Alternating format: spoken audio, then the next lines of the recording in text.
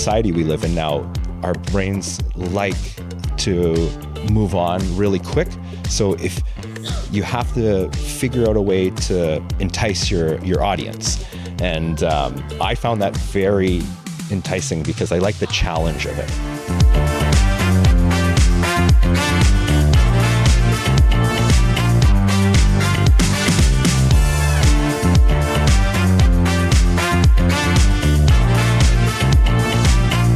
People are afraid, right? I think the people that succeed aren't afraid of failure. They see it as a challenge. And I think for me, a challenge is always enticing.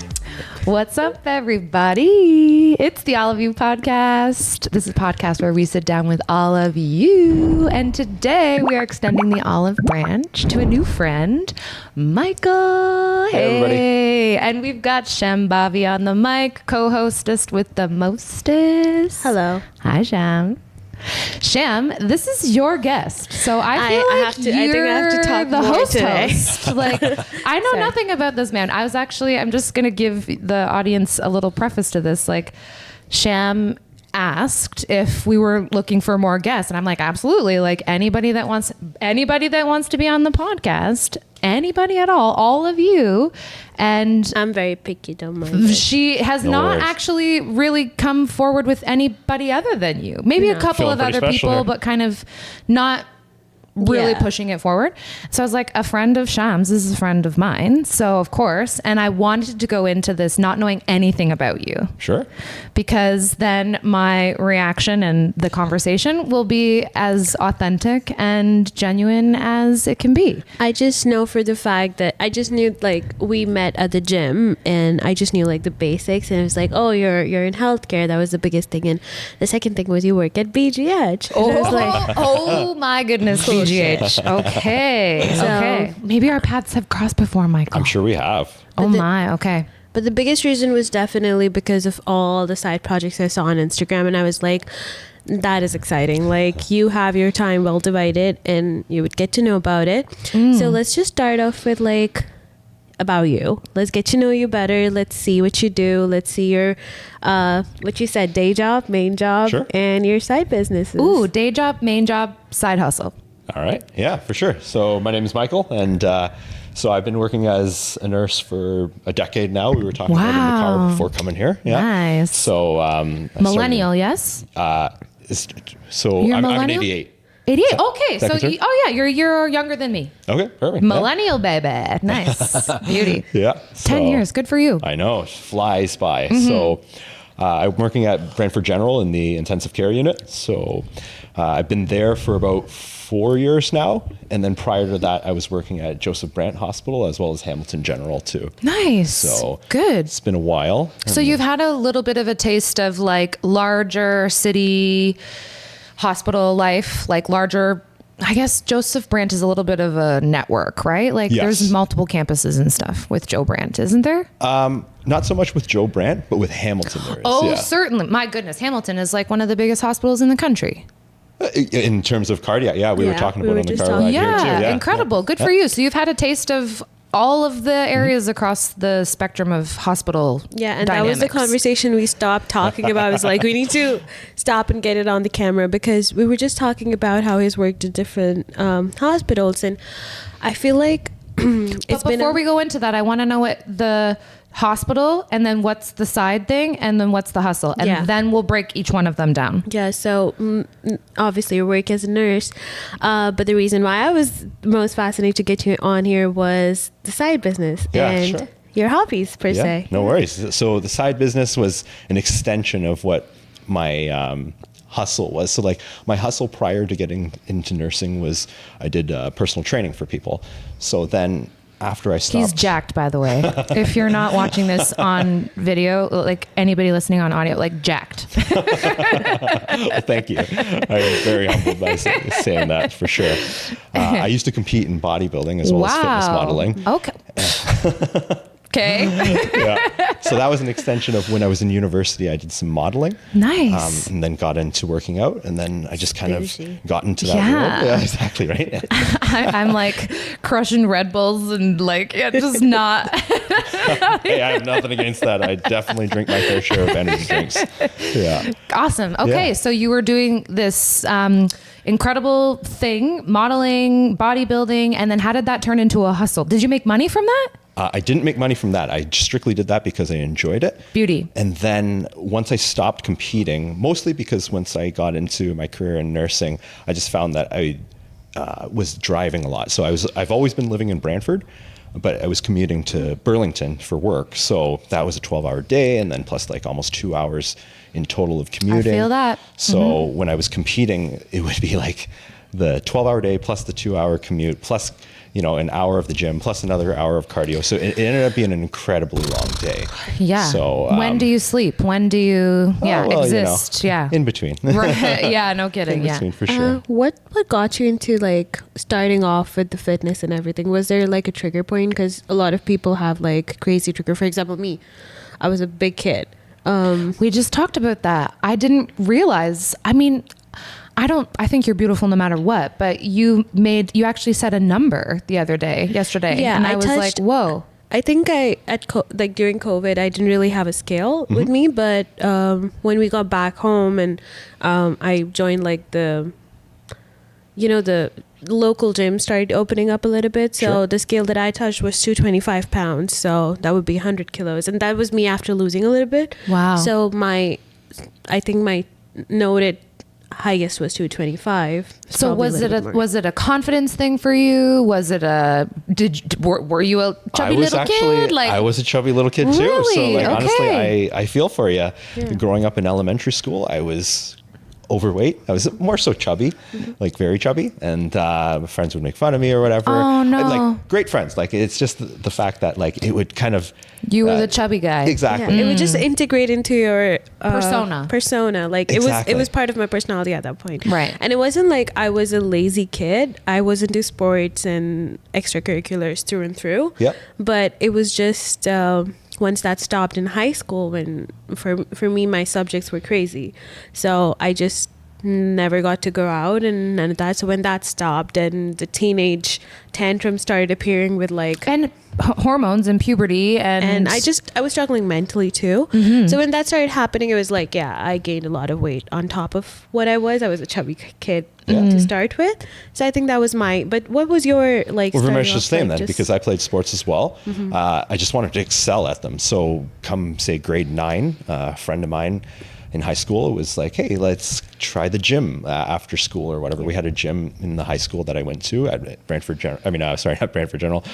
Collegiate Institute. So Okay. I said, sure, let's go to the gym after. And then ever since I touched the weight, then I started to really enjoy it. And then I got myself a membership, started Glow working up. out more. And then I was like, at the time, magazines were still a thing because like social media didn't really exist. Oh yeah, I had a So- subscription to 17 magazine. Yeah, exactly. So like Got it magazines were monthly. huge, and I was like, I wonder how these people like look like that on the magazine and whatnot. Yeah. So I started wanting to like the thought of competing went in my head, and then I hired myself a coach. That's an and, incredible amount of confidence that you would have had to tap into. Like Yeah. coming from, and by the way, I think this is a really important conversation to have because we haven't really gone this route on the podcast yet. Just No. talking about confidence as a young person, because I know as a teenager, I was incredibly insecure, like very, very, very insecure.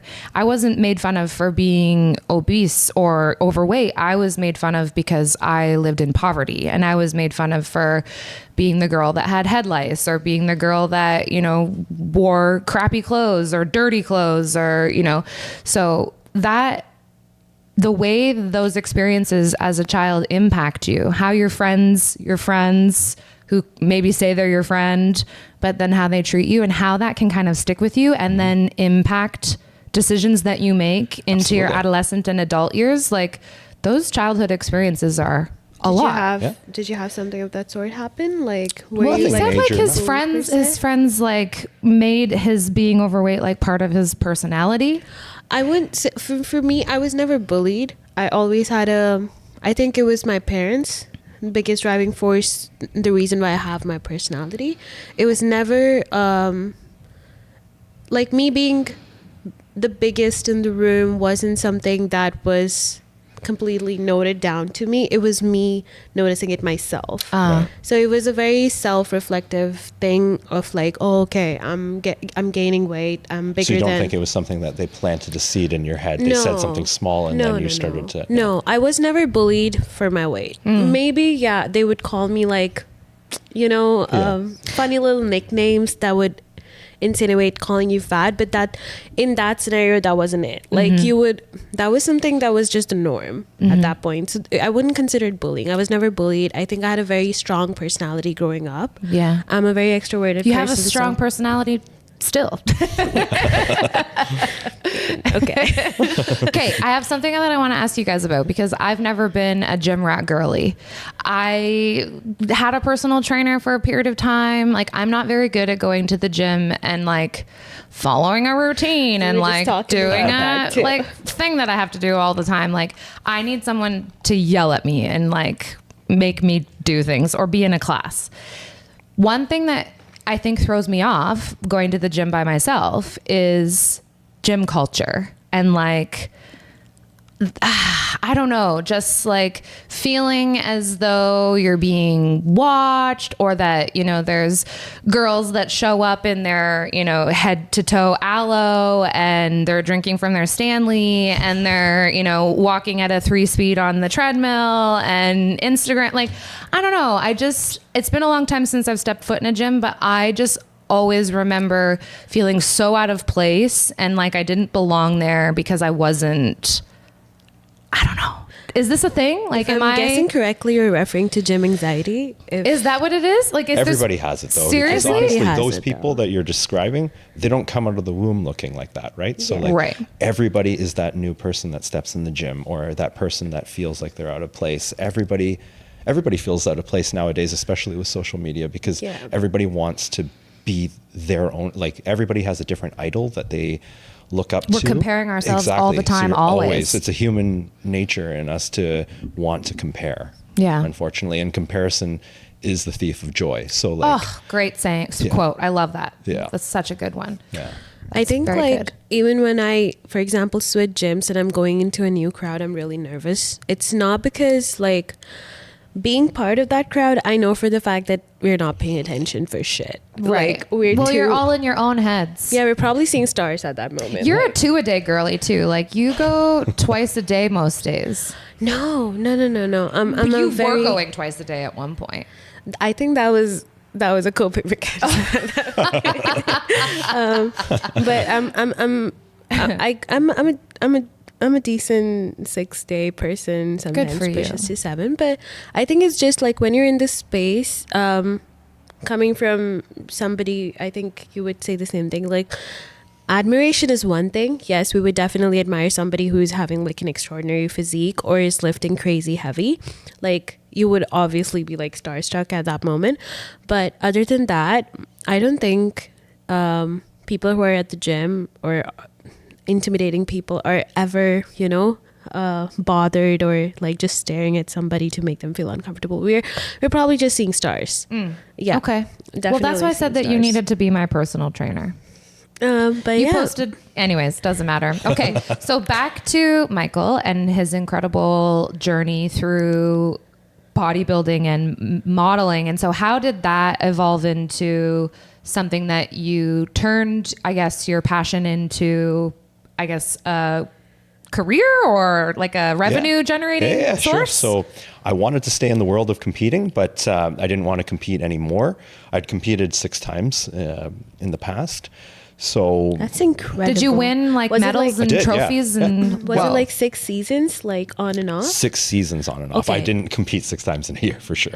Because your body goes through some crazy transformation, like leading up to the competition, right? That's exactly it. There's a girl that I grew up with, and actually very close in university. She became a bikini, I don't know how to describe this, but like a bikini bodybuilder whatever. so Sure. that's one of the categories for competing. Yeah, and in so the she would women's. kind of document the not shredding, but like losing all of the weight and all of the water Shredding. and everything. Shredding, is that what it's Got it. called? Wow, listen, I know so many things.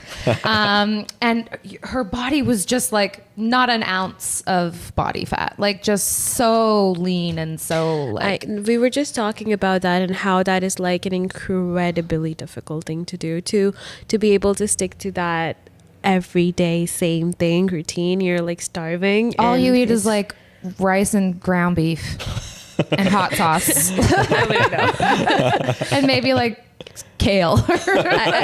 What's your shredding diet? So to be honest, it used to be like that, like Yeah? where I think it's a more of an old school way of thinking where you have to limit yourself. So what I found was when I was new to competing, it would be like an old school method where you could only eat oatmeal, you could only eat like broccoli and chicken Yeah, and right. rice.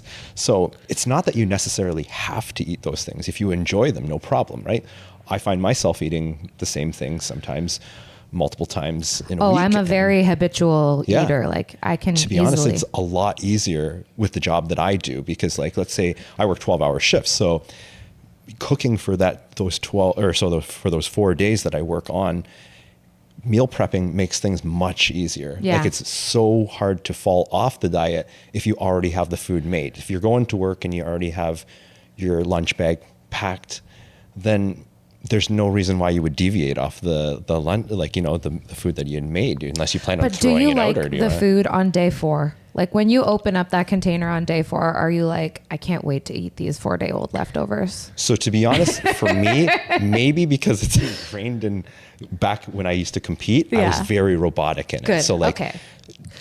I don't really think of it that way. Like potentially, yeah, I can see My how other brain people immediately goes to that. I would just open the container and think these are 4-day-old veggies. I don't know if I can eat them. Honestly, even somebody who just meal preps for like efficiency, I think at that point you don't really think about it that way. That's exactly it. So I do it for efficiency. Okay, you Yeah, guys so- have normal brains then. That's No, but backtracking, like to even start with, why nursing? Like, what made you get into nursing? Wait, no, That is- I asked. Hold the phone, Sham. You're usually the one that keeps us on track. I'm going to keep you on track.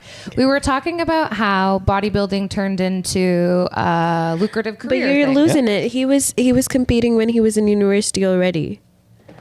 But he wasn't a nurse yet. No, I wasn't. So yeah, she is right. Oh, she's correct. Yeah, Okay, yeah, yeah. okay. Look at that. So I'll jump onto that. So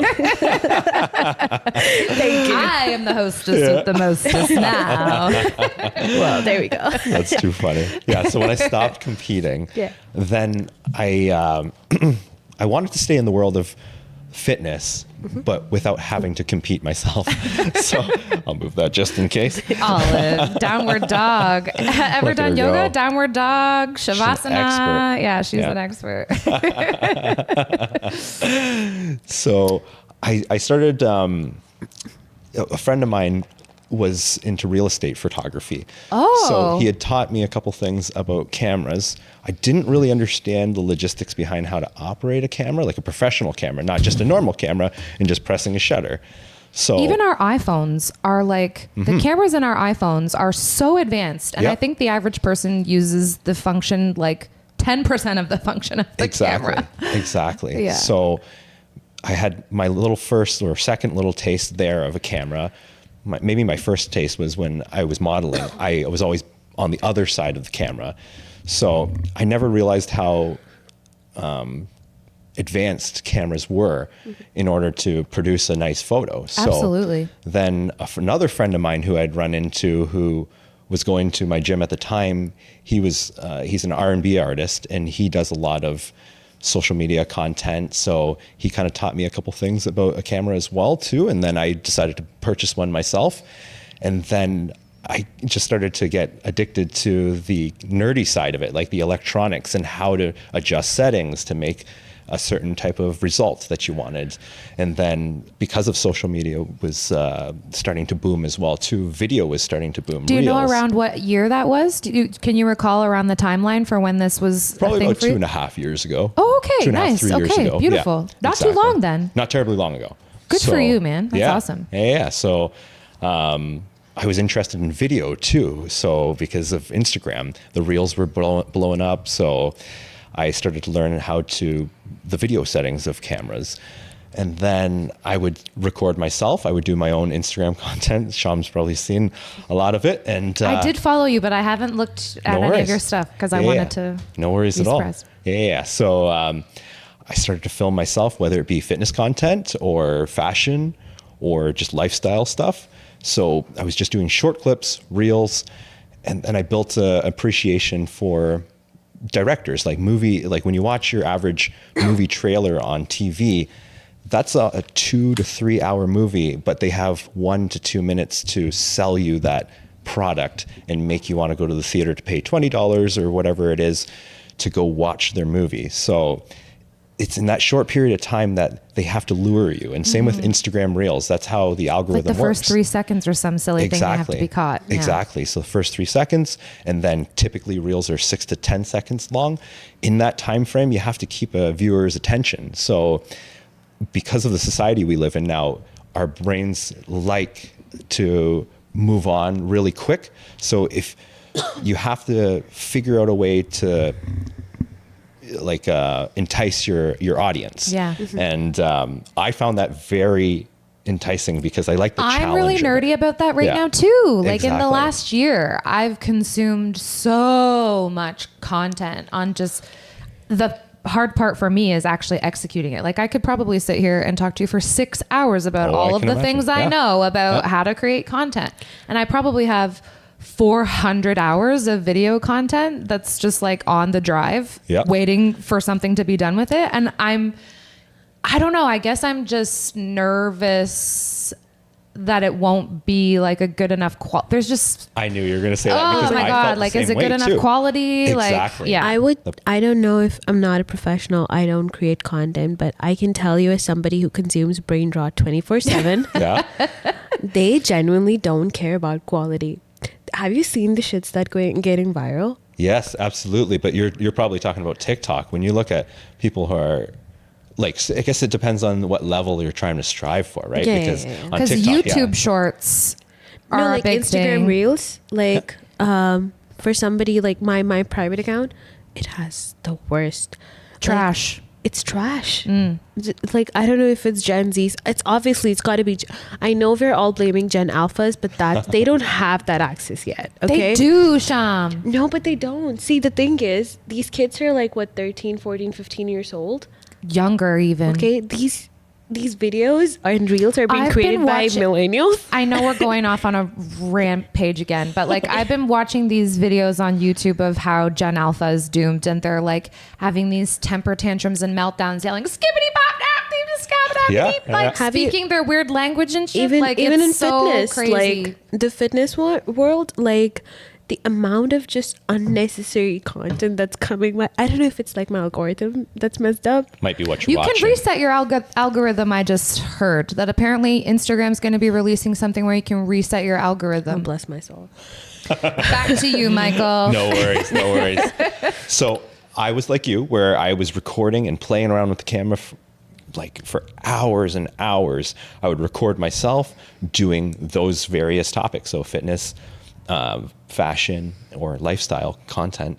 And then I was not quite happy. I had hours of footage. I was like, not quite good enough for my standards. I know. So it can either make or break you, because you come to this, you end up trapping yourself because your mind is wanting a certain product, even though the general public might very much enjoy what you've already learned to produce already. So once I had the confidence or belief in myself that my product was good enough, I started to put out Instagram Reels, and then I got a lot of traction from them, and people enjoyed the quality of my content.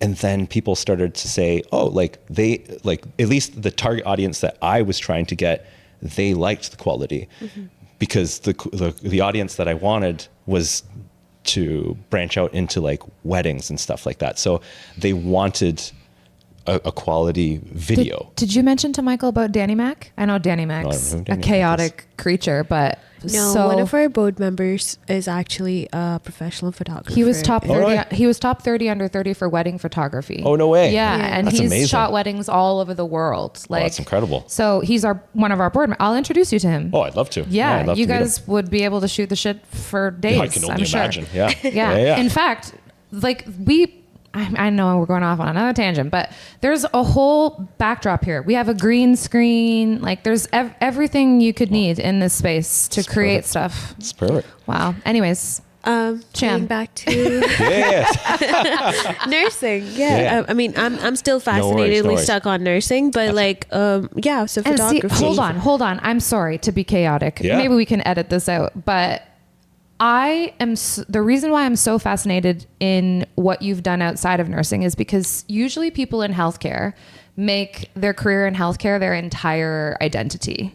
And if you're a nurse, you're a nurse, and maybe you have like a side hustle. Maybe you've gone to get your training to be a injector, or maybe you do research, or maybe you're doing a master's, or maybe you teach, but what's cool about what's so cool about you is that nursing is not your entire No, identity. I could never. And do I that. love that. I could never do that just We- because We were just talking about that. We were just talking about how people are complaining about a bunch of hospitals.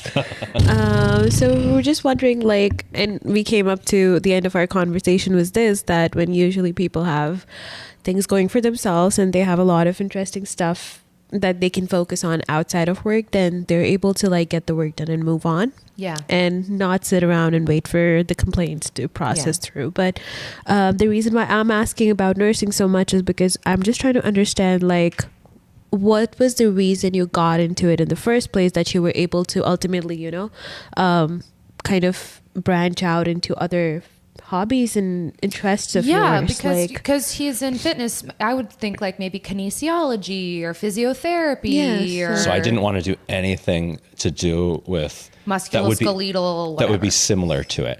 So got it. What I find was, like, when we were talking about in the car ride here, I find when people complain about the job field they're in, it's because that's all it consumes their life. That's all they do, all they know. And they come to work and they say, I hate this job. All I feel like is that I come to work, I go home. To collect a paycheck. Exactly. And then I never have rest. I never have time to enjoy life. So then it's, at the end of the day, everybody has the ability to choose what they do on a day-to-day basis. It's not like you go to work and you never have any days off. On those days off are very precious and valuable. You need to take that time to do things that you enjoy. So for me, it was the camera stuff. And then once people, like, we were going backtracking, seeing the quality of my videos on Instagram, they asked me if I could do weddings. So then when I said, I've never done a wedding before, but I know how to operate a camera, and I'm really eager to learn. So then I started to do some weddings, and then, like, I'm very lucky because, like, I'm very fortunate to know a lot of people, and I think that's attributed to a lot of my success.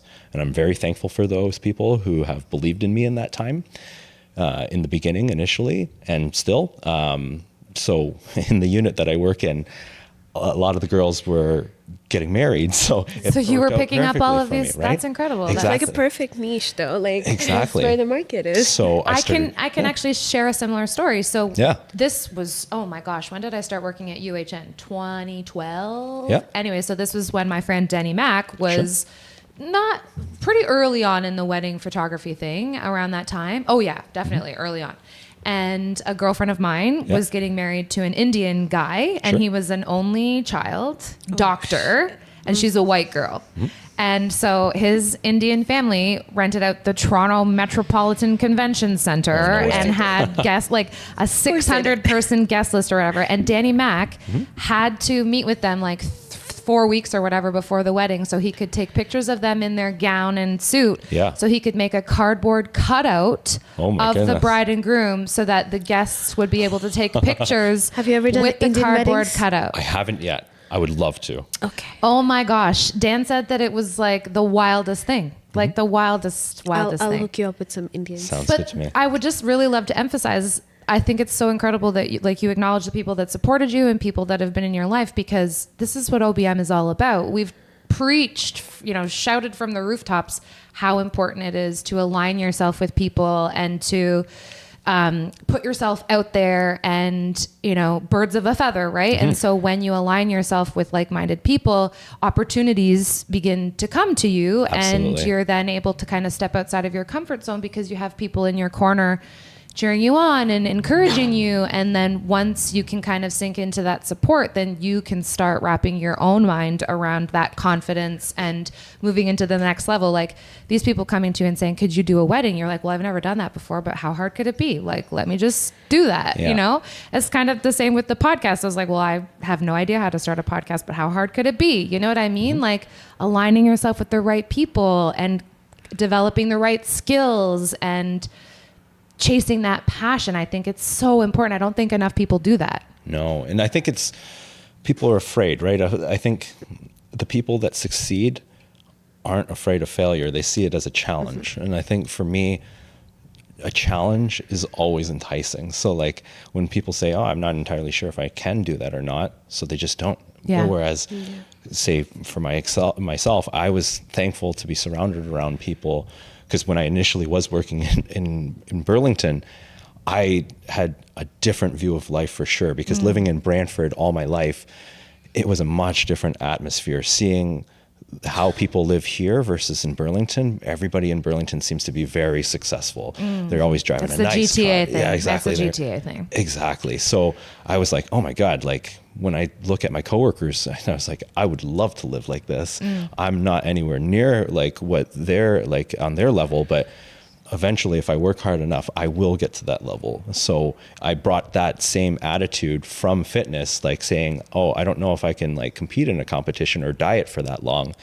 I know if I put my mindset to it and the challenge of, or like appreciating the challenge and the journey, then I will for sure at least be better than where I am now. Yeah. So like coming backwards or backtracking to doing the weddings, I wasn't sure if I could do it, but I said, seems like a daunting task. It's a 1-day opportunity. You can't mess it up or anything. And like, this is a memory that, your people are going to value and cherish. Forever, yeah. Exactly. So I was like, I would love to do this. So that's where I did hours and hours of YouTube University. I aligned myself with the right people. And on social media, doing the Instagram Reels, I had a lot of, it was very humbling to have some of my idols on Instagram that are like very high-end professional like photographers and videographers. They would reach out to me, and it was so humbling when they had been watching my stuff and would send me nice messages and kind of encourage me to keep going, because they said that, amazing. Some people go to university for 4 years to learn about how to operate a camera, and here you are learning on your own. And it was very humbling. So I said, okay, I must be going in the right direction if people on that caliber are recognizing my work. Yeah.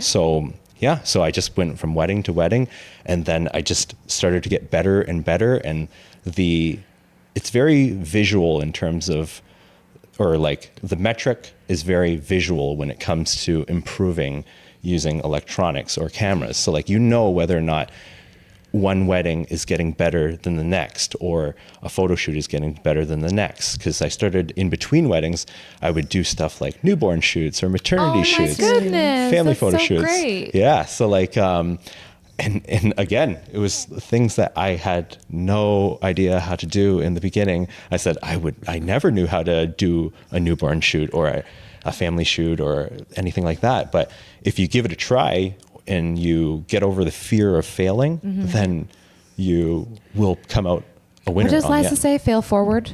Fail forward, not backward. Fail forward, yeah. Fail forward, right? I think that's the best. I love that. Fail forward, hashtag. Yeah, because so having the support system that you had, I think it makes you less afraid. I don't know, maybe not less afraid to fail. It took me a second to understand the fail forward theory. Yeah. But when I said, I do shit for plot, and she was like, yeah, that's exactly what it means. Do it for the plot too. Yeah. I love that. Like things that you just love and you keep doing it. And so yesterday we had a guest. Yeah. and we were talking about, I think it was really fascinating because we were talking about how when she's approaching things, she doesn't really have like a crazy goal. Oh, this is exactly what I want to do, or stuff like that. She just sees an opportunity and goes for it. Just like you said, like, oh, it's a wedding. I'll figure it out. I'll study for it. I'll look it up. And I I'll do love my YouTube best. University too. I love that. That's amazing. And the idea is to just give your 100% and like, don't look at the, oh my God, I can't do it, or I'm not skilled to do it. I've never been to 4 years of university for photography. How am I going to do it? And you just eventually learn. So Yeah. that was the whole theory of fail forward. yeah. I love that. Yeah. Yeah. Absolutely. So, yeah, You were- but And Go I think too, when the very first quote that you said that caught my attention was you said that, what is it? Comparison is the thief of joy. Yeah. And you were comparing yourself to the people that you were working with in Burlington. That's exactly so it. did you find yourself unhappy there because of the comparison, I was inspired, to be you were honest. inspired. Yeah, Oh, okay, it's, okay. You know, of course, like the initial is like, you're like, ah, darn, I wish I had like stuff that they had, or like the house they had, the car they had. But to be honest, I was inspired because everyone in Burlington that I worked with was like that. Everything that they had was cool, and like their house was cool. But do you think everything. that a little bit of that is just like keeping up with the Joneses? It could very well be, but for me, I came from a place where I didn't have that stuff, and I would love. Oh, hello, Olive. Okay, well, yeah, I think I mentioned to you I lived in Toronto for 10 years, and there's just this thing I feel like you're always trying to, at least for me, it was hard not to live outside of your means in the GTA because there's always just something or something to buy or something. Yeah. I don't know. I agree, because tough, you're especially as a young person, right? Absolutely.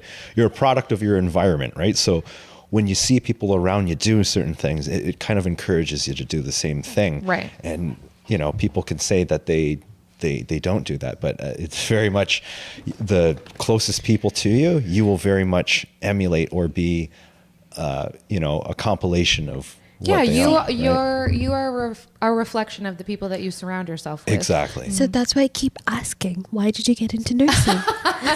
We can finally answer that question, Michael. I'll let right, you. all right, I'm all more right. fascinated by all the other things, but we can talk about I'm 100% going to get to nursing. that for sure. Okay. I have a theory. Fine. Okay. I'll jump to that. No problem. Yeah. So I got into nursing because initially I wanted to be a doctor. So typical Asian family, my dad really badly wanted me to be either a doctor or a lawyer, something of the sort. So I had gone through elementary school, like high school, university. That's what I wanted to know. I knew something was going on. Yeah.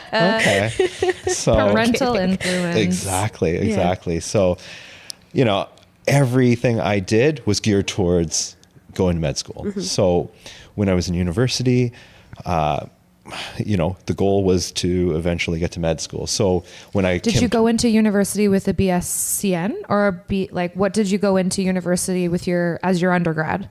I was going in through as a medical science. Oh, okay. Like kind of like pre-med basically. Exactly. Nice. Exactly. So come towards time to apply for medical school, I was going to Western. So I went to, we were talking about before. I was at Western and I... Go Mustangs. Right? I wanted to stay there, actually. I have very much enjoyed London, and like the campus there was beautiful. It is stunning, yeah. Yeah. So that was my goal, at least. I wanted to get to medical school or stay in Western for medical school. So What kind of doctor did you want to be? I wanted to be a family doctor, to be honest. Yeah. You would have, you could still do it. I could still do it. Hey, there's always, there's always possibility. Yeah, exactly. Never say never. I just Never knew say it. never. There is some sort of Asian brown family thing knew it. going on here. I could You would ask sense that type it. of question. Exactly. Exactly. So you wanted to stay at Western. What ended up happening? Like, why didn't you? What happened? I was, I'm sure you know, University Hospital. I was volunteering at University Hospital on campus in London, and it was a surgical floor. And come time to apply for medical school, I had gotten accepted overseas in the Dominican, but not at Western. So at the time, my family, we didn't come have from a lot of money. So, and my mom's side in particular, I was living with my grandmother, and my mom and my uncles, they all did a lot for me in my life, and I could not just pick up and leave. For however nice the Dominican sounds. No kidding, yeah. Right? Like, I think when someone does something for you to get to where you are, you could never repay that, and you would never want to just up and leave them, regardless if you plan on coming back, because that's family to me is very valuable. So it played a big factor in my decision, because I had not gotten accepted at Western. So at the time, I was at a standstill. I wasn't sure what to do then, because I said, I don't want to accept this application to the Dominican. So I was working with the girls at University Hospital. The nurses there were like, well, why don't you try nursing? And I was a barista at the time too. My boss at Coffee Culture in Brantford, she had left nursing temporarily to purchase the Coffee Culture, and she's like, yeah, you should listen to those girls, you should try nursing. I was like, I have no idea, I don't know anything never about even nursing. thought of it. Yeah, I'd never really gone to the hospital, to be honest, so I didn't know what nurses do, unfortunately, and I didn't realize how big of a job that they had, and how much they played into the success of a healthcare system. So quite literally the glue that holds it all together. Yeah. Exactly. So I said, I don't know anything about it. Again, I don't know anything about it, but sure, I'll just jump into it. So I did that. I applied and then immediately got in. And I was actually an RPN first, and got my job right away. I loved it. People I worked with were amazing. And this was at Joseph Brant Hospital. Nice. And I had gotten a job right out of school. So I said, oh, perfect, this is a shoo-in. And then I was, again, in that atmosphere of people, successful people in Burlington. And they said, you should do the bridging program to get your RN. And I said, sure. So I did that as well. And I was a product of my environment, because everybody else was doing it too. And I said, hey, you know what? If this is going to climb, or this will help you, help my life in the future, then absolutely I'll do it. So I did that as well. And then I ended up climbing the ladder. Where did you do the bridging program? So I did the bridging program with Nipissing. Nice. Yeah. Okay. It was online. So I didn't actually have to go all the way to. No, I've heard of people doing the program through Nipissing, actually. Yeah, it's it's a common one. Yeah.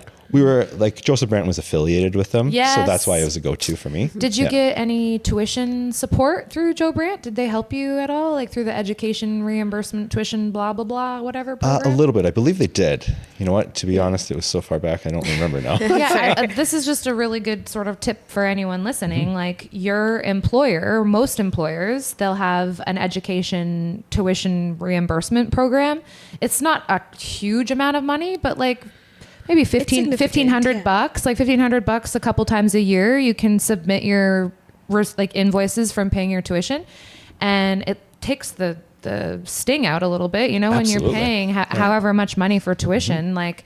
I don't know if it. I think it's for PSWs too. Absolutely. I'm pretty sure the company I work with also have something affiliated with the Ontario government to reimburse students who are going back and doing their PSW certification. Yeah. It's definitely something to look into if you are with a hospital or with a healthcare organization, because in healthcare, you always have to be upgrading my goodness.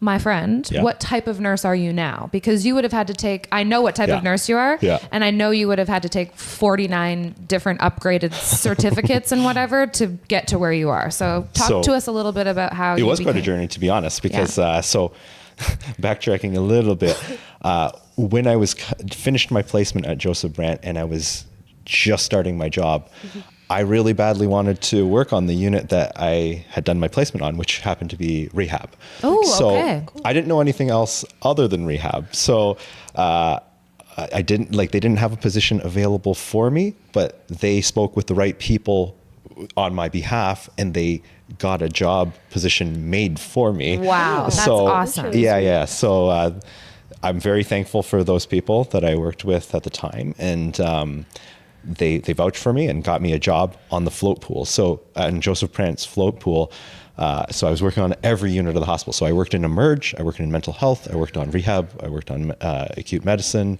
worked on cardiac. So you everywhere. have to be very versatile to be a float nurse. Yes. Like you have to basically be able to float is exactly what it sounds like. You're being floated across the hospital wherever you are needed, wherever there's a gap in a schedule or a no-show or a sick call. Yeah. The float team is established so that the people that are on that team are quite literally able to be plucked from any unit and operate like a fully functioning nurse, right? Yeah, that's exactly it. Yeah. That's a great description. And so you found yourself floating all around, and you obviously found a place that you liked. By fluke, to be honest, because the hospital came to a point in time at Joseph Brandt where they were in overflow in the intensive care unit. And Hold on, you can't just say that. Not everybody understands what overflow in the intensive care unit means. So what does that mean, Michael? They needed support because the acuity was high at the time, and so the patients were quite sick, is what I mean. And there was a lot of patients that were needing to go into the intensive care unit, but not enough staff. Yeah, so not enough staff, not enough beds, not enough resources. So when you kick into overflow or surge or escalation, it basically means that you have to like all hands on deck, or it's like anybody who's anyone that can do anything, step up to the plate and help out, basically. Yeah. So they were at a standstill actually, because you can't just be anybody and come into the intensive care unit and take care of those patients. So I couldn't either. But I was on the float pool, but they said, okay, well, we don't have an intensive care unit nurse to help you take on patients, but we do have, a couple of float nurses who have shown interest in coming in and being a second set of hands. I was one that volunteered, and I was really gracious to be the only person actually that they kept. So like on the float pool. So when you say a second set of hands, because this is very industry lingo, when you say to be a second set of hands on a unit, it's not as though Michael took a patient assignment. So he didn't have, in the ICU, it's usually 1-to-1 nursing, maybe 1-to-2 if your patient is not super sick.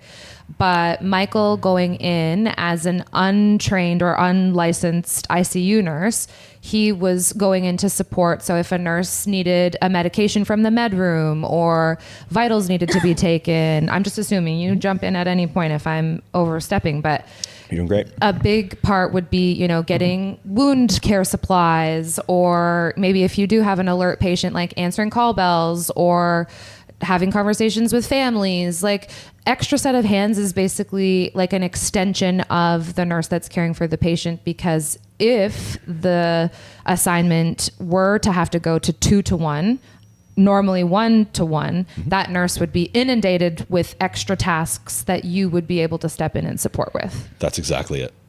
I'm not even a nurse. Amazing. Yeah. So you were the extra set of hands. Yeah. So have you told him what you do? No. Okay. Keep going. I'm not interesting. You are. Oh my goodness. We'll get to that. Absolutely. So I really enjoyed my time there, and I was really humbled that I was the only float nurse that they kept, because there was a handful of us that were selected, but on the schedule, I ended up being the only float nurse that they had pulled to the ICU consistently. So that says a lot about your character, your skill, your professionalism, your ability to work well under pressure, because I can tell you with the utmost certainty that every department within the hospital has a different culture and a different, there's just different characters and nuances about the type of people that work in different units. Like emerge nurses are emerge nurses and ICU nurses are ICU nurses. And to just be able to float into the ICU and find your groove so quickly, and then for them to ask for you back, that is a very good indication, because ICU nurses are especially particular about the help that they receive, because if you send somebody that's not confident or articulate or capable, it's actually more work for them to kind of have to babysit you, right? Absolutely. And they may just feel like, I would rather just do it by myself instead of having to coach this person that doesn't have a clue of what they're doing. Did you have like a certain approach to this? Like what? No, by that I mean, was it like more of like, oh, I'm willing to learn. I'm pull through and I'll work more hours and I'll just eventually figure it out? Or was it more like, oh, I'm confident I can probably just, what was your approach to this? Like, especially being a float nurse, is that what I mean? Not ICU specifically. Like, so yeah, you kind of said it there. It's not that I was willing to work more. I was willing to work smarter. So like, observe. Exactly. Lots I said to them that you have to, when you go into a new environment, no matter what you got to act like you don't know, because that's the only way to learn. Because if you go into somewhere and you say, I know how to do this, I know how to do this, then they'll expect you to know how to do it. And they'll probably, at least in the intensive care unit, expect you to know how to do it to a certain degree too. Yes. And everybody has a certain way of doing things. So when you say you know how to do something, that you might very well know how to do that thing, but maybe not to their level. Especially not in the ICU. Exactly. Yeah, because there's just it's a specialty, right? Like it's a subspecialty. And you're working with the sickest of the sick of the sickest. So it's very, very attention to detail. It's very time oriented. And you're also dealing with a lot of death. You're also dealing with a lot of death too. So that can be family dynamics and dealing with, having to explain, the end of life process to families and stuff, which also takes very strong interpersonal and emotional intelligence. So ICU nursing is a beast. It's a beast in itself. So yeah, that says a lot about your character for sure. Thank you. Yeah, so that's essentially my approach that I took. I told them that I was very much interested in the type of work that they were doing, because like it was much different from where I was working before. Like, not to detract from nurses that work in other departments, because I had worked in Emerge. They work incredibly hard down there for sure. Oh, and, like, yeah, but they're adrenaline junkies. Yes, like they like CTAS 1.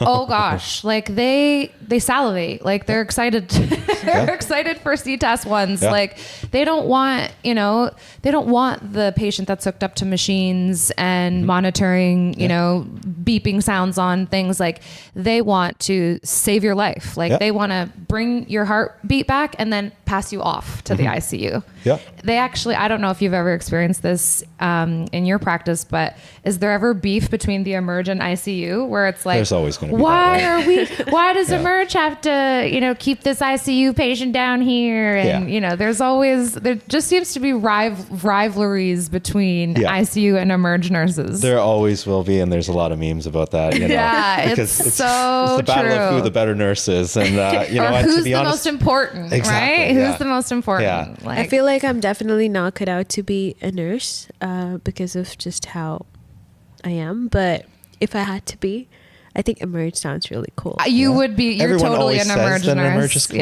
Yeah. But it's I just think that our emergency rooms are a breeding ground for toxic work culture, unfortunately, because you can't put a closed sign outside of the emergency department, right? Like we can't just say, sorry, no room at the inn, Mary and Joseph, like you go somewhere else. Like you can't. So I think Emerge nurses harbor a little bit of resentment because they just keep getting pummeled with patients. And, when you're in surge or escalation or whatnot, like they feel like they're drowning. Yeah. But then how do you explain to them that other areas of the hospital are also struggling when they feel that they're struggling the most? Okay, Do you know what I mean? High time you tell him what you do. He's going to be so confused. It's like, how do you know all of this stuff? No, it's okay. I don't even know what I am anymore. I'm nobody, but I've worked in hospital operations and patient flow for about 13 years. No way. Yeah. I still work casually at the hospital in Toronto, clinical operations, like after hours administrator. So I run the hospital after hours. So everything, codes, patient relations, staffing, ORs, Emerge. I field all of the deputy commander EMS stuff. I could run a hospital with my eyes closed. That's incredible. Yeah. That's incredible. So I know I'm not a nurse. I actually am a social worker by background, but started in patient flow at UHN 2012 and became very fascinated just with, don't get me wrong, like I did very well with frontline, and I'm a bleeding heart and an empath to the core. And so there was a lot of that I struggled with. I still do take a lot of the emotional side of healthcare work home with me, which is something that I've had to, grapple with my entire career, because if something devastating happens, like, it sticks with me. And I you have to be a caring person in order to work in the healthcare field, right, to some degree, for sure. I don't know about you, but I struggle sometimes because I see my coworkers around me who just seem to be able to bounce back from these things a lot. I don't know, maybe they're hardened or they've got a different way of coping, but like over 13 years in acute care, I was in long-term care for 10 years before that. I don't know. Like, I just really struggled with how emotional a lot of the experiences would be. And like in the Emerge, for example, if you have a VSA that shows up and you do, chest compressions for 20 minutes and they die, it's like, brush it off and jump on to the next. And I'm still back there, like, crying over the dead body. Like, this is my own issue, obviously, how being sensitive as I am, but it's not an issue, hard. right? Like, it's a good thing. What's your experience been? Do you think that there are people that are jaded or hardened, and like? It depends on the person. Some people definitely are jaded, and that's how they are able to cope with that better. But then there's other people that are just under, like, their brains might process it differently. They're going into, say, for example, a code, and if it doesn't go the way that we all plan it to, then their mindset might be, I tried my hardest to do the best for this person, and unfortunately the product wasn't what we wanted. But I know that I tried my hardest. So that might be enough for that person to cope and move on, because they know that they gave their best effort forward. Whereas some people, and it doesn't necessarily mean that they're better than someone who might be like yourself, who might have to step back and cry or take some time away from that situation. It's just that we all deal with difficult situations differently. And like, death is always a very difficult topic. So it's definitely going to pull on different strings for different people, because of we're all different human beings. Yeah, we did an episode with a funeral director and a death guru a few weeks back, and like did a deep dive on the body release process and options for end of life. Like, I don't think in healthcare, and again, it's been a minute since I've been in school, but like, I don't think in our healthcare training there was enough theoretical or textbook training around how to understand death. Like, I think I can't remember if I ever mentioned this, but I only ever took one death, dying, and bereavement course, like one. And in healthcare, so much of what we do, like you said the other day, like, I don't want to be doing breath checks, like checking if people are breathing in the night, like, no. And it's a very, very delicate, and it just, the fragility of life is so apparent in healthcare. And just how quickly that can change. Do you think, like, right now, I know you're practicing currently, so do you think you have enough support, like whether it's from the hospital or just like the resources that are available to you for these things, like to be able to cope with anything traumatic? Yeah, we do have programs. You obviously always have your coworkers who are there to support you if you need to talk. But if you need more care or more support than that, we do have hotlines available for us to Can call. I ask you a very poignant, transparent absolutely. question? Have you ever used it? I haven't. Yeah. See, so somebody who I've been in therapy and counseling and you name it, I've done it. And sometimes I feel like you should call EAP. I feel like it's a very scripted, I feel like leadership has to say, like, you should call our EAP and here's the pamphlet for EAP. And it's like, I wish that there was more support. You know how we have pastoral care? I wish that there was like a mental health therapist that could come and do our debriefs with us. Do you know what I mean? Yeah, like, absolutely. I wish that there was more in time mental health, like CBT, DBT, whatever approaches that could happen in the moment. Like after you go through a traumatic code, or, you know, have a friggin' therapist come to the unit and we all sit in a friggin' circle in the nursing station and chant Zen chants or something. I don't know, whatever. But I just feel like, here's the EAP brochure, call EAP. Like, I don't know. There's just a little bit of something that feels very disconnected to that. Touch is gone over there, but I feel like that's also quite different when you compare to an ICU nursing specialty versus, I guess, in the ER. I don't know. There's been some pretty intense situations I've been with in ICU. It's probably different on a. It's different. Yeah, I guess they're not comparable, to be honest. In a lot of ways, what's happening in the ICU is you're keeping that person alive with every resource that you can throw at this person, whether it's machine resource, pharmacological intervention, whatever it might be. You're doing what you can to keep this person alive until their body says no and their body shuts down. And then there is nothing else that you can throw at the patient. And for the most part, you know, the recovery for a lot of ICU patients, I find, is not necessarily contingent upon what you throw at them, but like how far their body has decomposed or been damaged, or, you know, by whatever it was that brought them into the ICU. Would you say that, like, it really depends? Let's just take a drug overdose, for example. Sure. Like, you get a ton of drug overdoses in the ICU, right? And it's like some drug overdose patients will recover like that. And other overdose patients, they, you know, for whatever reason, they don't recover. And for me, I think it's like, how sick was that person before the drug overdose, or how much drugs, I don't know. Like, I feel like ICU is so different because you're doing everything that you can to keep the person alive. Whereas in the emerge, it's bringing them back to life or just stabilizing them and moving them along the way. You're not maintaining that long-term. That was my thing. Like, I've never worked either of those, so I'm not somebody to say, but I just feel like the rhythm with which you're going and approaching a patient, I think that's very different in ICU versus ER. Like in the ER, you're not really sure what you're getting, and you see a person and suddenly you have them coding, which is obviously, you know, way more aggressive. Yeah. Versus ICU, where you know they're critical. And ICU is just so methodical. Like, there's just so many.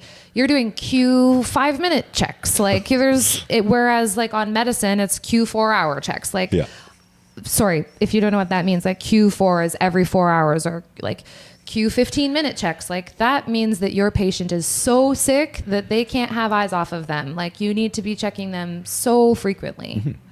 So you were mentioning before about having like an extensive support system outside when we're talking about your videography and photography and stuff. Do you ever have to rely on those people to kind of come out of the work mindset, or like just a burnout from nursing, or even just a traumatic event that you probably went through? Sometimes, for sure. And like, I think that's why it's important for everyone to have a solid support system, and it's important to have the right people around you, right? Like, I think, like we were talking about before, you're a product of your environment. So like, the closest people to you need to be well-rounded, good people, because those are the people that you plan on relying on if you need them in an emergency. Like, say, for example, like, you know, needing some sort of mental support or emotional support.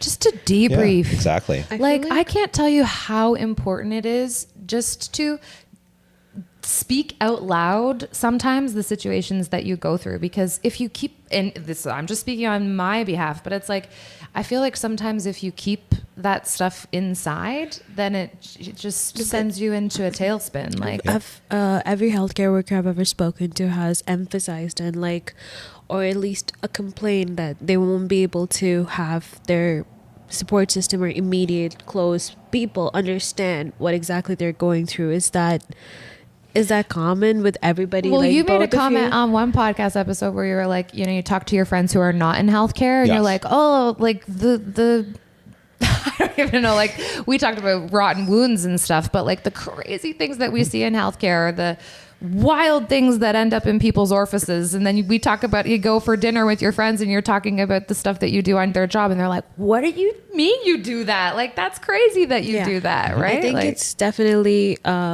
it's for me, it's one of the reasons why I feel the most frustrated or like, frustrated with my work is because I'm not able to explain to people who don't do it, like to people absolutely. who are not in people healthcare. who are not in that field. Similar to, like, for example, if a nurse is talking to me, I might not be able to understand the extent of it, but I do understand like what they're talking about in general. But just talk to somebody who has no idea whatsoever. They almost, so for example, we have a lot of deaths at my workplace, and me going through somebody passing away and trying to talk to somebody about it, because I think it's a little bit different. I don't know if it's in ICU, but in long-term cares and like retirement homes and stuff, we have spent days and months and years with these people, and then they pass away. So there's just a lot more. So it's hard to like explain it to people, and I've always struggled with that. And that's one of the biggest reasons I'm like, I cannot do this, because like if I'm experiencing these things and I come out and I'm not able to share this experience with like, or have somebody understand it, I'm not able to get the support that I need. I feel like that is one of the biggest things, like you were mentioning, when then you rely on your professional network to be able to, you know, kind of get support, and then you get handed a pamphlet. Ugh, yeah. So I get where, like, and you know what? I like where that's going, because to be honest, I know what you mean. I've had this conversation with coworkers before where it's difficult sometimes when you are encountered with unfortunate situations like that, and then you go home and your partner or your friends don't understand because they're not in the field. And it's much different getting support. You would like to get support from people close to you like that versus getting support from a stranger on a phone. So that's why, like, again, at least for me, in my journey in healthcare, I've been very fortunate that some of my close friends are in healthcare. Yeah. I've purposefully made it that way. So everybody has a choice, right? Like, I think everyone has a choice who they choose to surround themselves around. And in my circle, I purposefully choose and make sure that I have people that what do you think about choosing a partner? Because there's this whole thing that like nurses date police officers, or nurses date shift about workers. dating culture just a second ago about this. Yeah. So what do you think about dating culture between nurses, like shift workers, right? Because there's, you know, the whole sort of, what would you call it? Just like not trend, but it's like nurses date other nurses or doctors or shift workers or firefighters or what we're or trying to police say officers. is, tell us the tea. Tell us about your personal life. Well, you don't have to give us your personal life, but like, would you say, or do you think that it's easier to to have a relationship with somebody who has that sort of little bit of chaotic sort of shift worker lifestyle, like you were saying at the beginning of the pod, like the 12-hour shifts and the 2-hour commute and the, you know, meal prepping, and like some partners might not want to go 4 days without seeing you for more than 30 minutes before you know, kiss them goodnight and put your head on the pillow. You know what I mean? So can you talk a little bit about maybe dating culture or things that you've observed kind of as a young professional in the field? Yeah, for sure. I mean, it's always going to make it quote unquote easier for them to understand, because most people work an 8-hour shift, you know, Monday to Friday. So it definitely, they might not understand, but I mean, like, I think it all depends on the person, right? Like, I think it doesn't necessarily mean you have to date someone that works shift work to understand. Makes both of your lives easier, I feel like. Yeah, it makes it easier in a sense that they understand what you're going through or how tiring it can be. And if you can get on the same shift line too. Yeah. That's amazing for vacationing. Can it you could- also not Absolutely. be just double the trauma in the house, though? Oh, well, okay. So I will say, like, I know some of my girlfriends are nurses who've dated cops, and some of these cops are like like, ooh, like scary. It's scary. And I think it is this trauma thing. Like we're trauma bonded, all of us Yeah, in it's healthcare. almost at that point, it's like, I don't know, is it called Stockholm Syndrome? Like you're just living with another captor, like more trauma coming your way. Oh, I don't know. But, I don't know. but like with all of that and like managing personal life and your business and the gym and nurse, like how do you manage your time? Because I can't do it for shit. I was Help. like we were saying off camera there.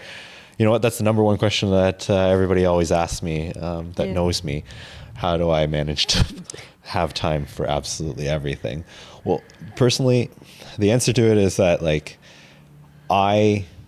you'll always make time for what you value. So I knew you were going to say that. That's what I always say. And as cliche as it is to say that, it's 100% true. So like, let's say, for example, the job, if it's important to you, then you will make time for it. And it's, you know, your source of income, that income is important. So of course you're going to make time for that. So one, that takes care of the hospital for me because I, one, enjoy doing it. And two, it is obviously my main career. So I make time for it. I have to, I don't call in sick unless I'm legitimately sick. So, and I wake up on time because I have to. Oh, It's you're such something an that's ICU important. nurse. You're such an ICU nurse. It's like textbook. We'll just take a picture of Michael and we'll put, if we were defining the different types of nurses across the healthcare continuum, like that's a definition. An ICU nurse is like, you would say you're type A, I would say. You're type Probably, absolutely. It's probably like, a good way to explain it. Yeah. Yeah, it's I love that though. I wish I was that kind of person. I wish I could be that kind of person. I envy people like you who can be so Methodical. not methodical, but you're very good with your time. Like you're very good with like Are you using always your on time time? wisely. He's try my early. best to be. He's early. This guy's early. This guy's really. early. He gives himself 15 minutes for sure. Yeah. Yeah. I know it. I can smell it Yeah, from across the she knows, you know. I say maybe, but yeah, I am.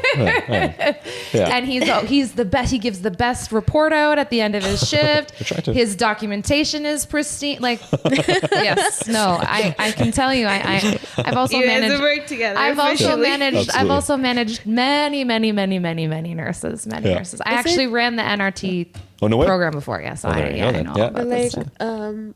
outside of like the work and everything, managing hobbies and Well, I want to get back to that stuff because that's the stuff that I don't know anything about and that I'm more interested in. What, I want to the- know about his hobbies. I yeah, want to that's know what I'm about saying. Like, how do you deal with that? Like, what, Well, he has okay, I 5 get it, days like- off. So on his 5 days off, I'm sure that you I make sure maximize I your have time. time for it, and I make Yeah. sure those hobbies are completely different from my work. So with work, it's easy.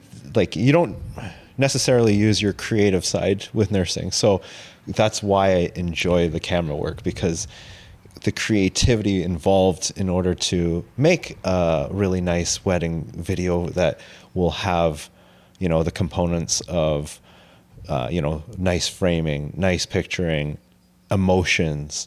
The part of your brain is not used in nursing. So because it's so different, it doesn't seem like work when I come out of work. So if I've done 4 days, a 4-day, 12-hour work stretch of hospital work, you know, of course I'm tired. Anybody would be. It doesn't matter. So like, So do you take a rest day? So just so everybody knows, like the scheduling, Yeah. not all nurses have this schedule. Is it called waterfall? yes. 2 days, 2 nights, 5 off. That's right. 12-hour rotations. So when you come off of your 2 nights, I'm sure you snooze for a day, and then it's almost like you have 4 days until you rotate into your next day, night rotation, right? Yes, that's Yeah. correct. So sometimes I'm crazy. I'm crazy. And I am too, so just I totally power get it. through. I knew you were gonna say you that know, too. When I see you drinking energy drinks, I feel you know. like I've seen you come to the gym on that day. Absolutely. Like, yeah, you're Yeah.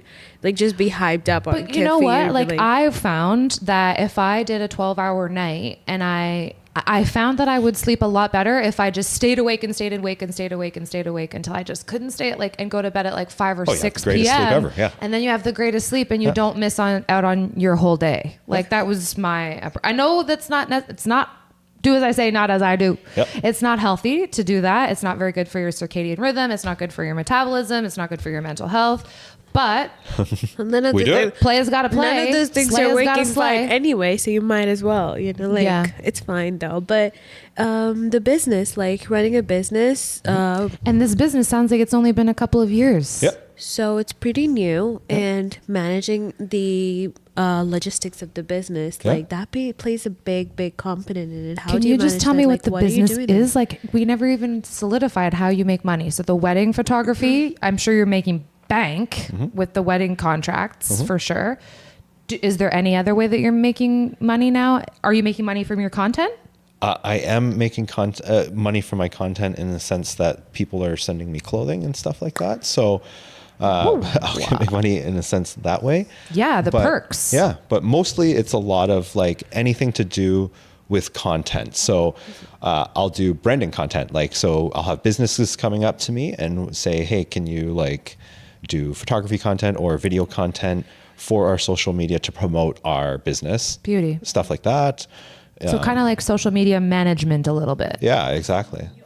I think what we were going on about was the social media. I really loved you were going into talking about how you documented the bodybuilder or the bikini models right. experience. Did you turn that into a documentary? What's the end goal here? Like, So like with that, it's more so, yeah, I was documenting her progress. Like that's what she had asked me to do. So like I documented it in a way so that when you look back, you'll have nice pictures, you'll have nice videos to kind of be like, yeah, oh yeah, I did that or whatever, and then bring up like emotions or memories in the future. Like, so you followed her for a little while? Yeah, exactly. So it Cool. happened to be my old work wife. Like when I was working in Joseph Brant, like she was a nurse. That's a thing too. Work wife, work Yeah, husband. exactly, Oh, exactly. that's a healthcare Yeah, thing. Love that. Exactly. So I actually, she wasn't into working out or didn't like anything to do with working out or people that worked out a while back. And then it's just funny how she got into it and then was just addicted to it. Mm-hmm. And then it was great because she has a mindset of someone who has the willpower to do something if she sets her mind to it. Growth which was mindset great. versus fixed mindset. Yeah. So And all about that. That's amazing. No, I've been watching that work like since we started following each other. Yeah. It was like she's really good. So how long has your journey been? Like from not long, like maybe a year, maybe like we Yeah, were talking she's- about it the other day. I actually don't remember. It might. Yeah, it I was think a very I short opened period her of time. Instagram too Yeah. because her handle was there. Yeah. And yeah, I think she's just recently started into it, and this was her first competition. Yeah. So this was her first competition. She did great. Yeah. Yeah.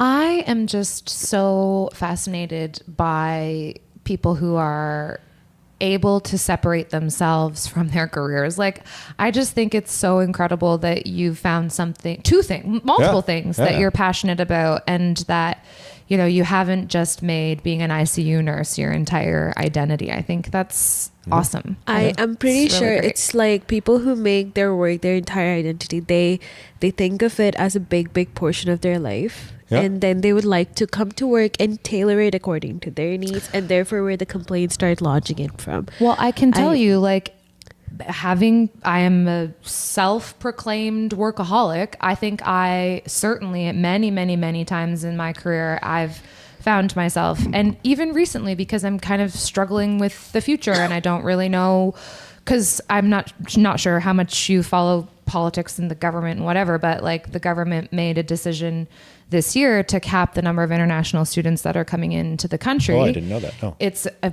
huge deal, and several academic institutions are probably going to end up going under because Queen's University is one of them. Oh, no That's way. like Really? teetering on the brink. Oh, my goodness. I just heard yesterday or the day before that there's a number of colleges that are cutting.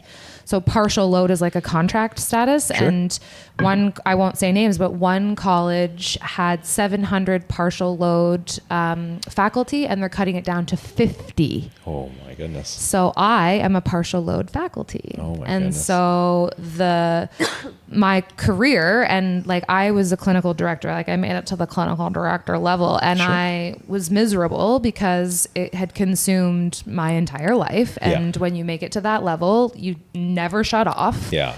you check your email from 5:45 in the morning until 11:30 at night when you close your eyes. Like, so I found myself very miserable, and I made the decision to give that up and maintain, clinical operations casually, and then totally submerge myself into education, only for all of these changes to be coming. So I quite literally do not know what my career is going to look like in a couple of months. Like, I don't know. And this is the first time in my life where my identity now is like, I've attached myself to being a professor and being a healthcare professional.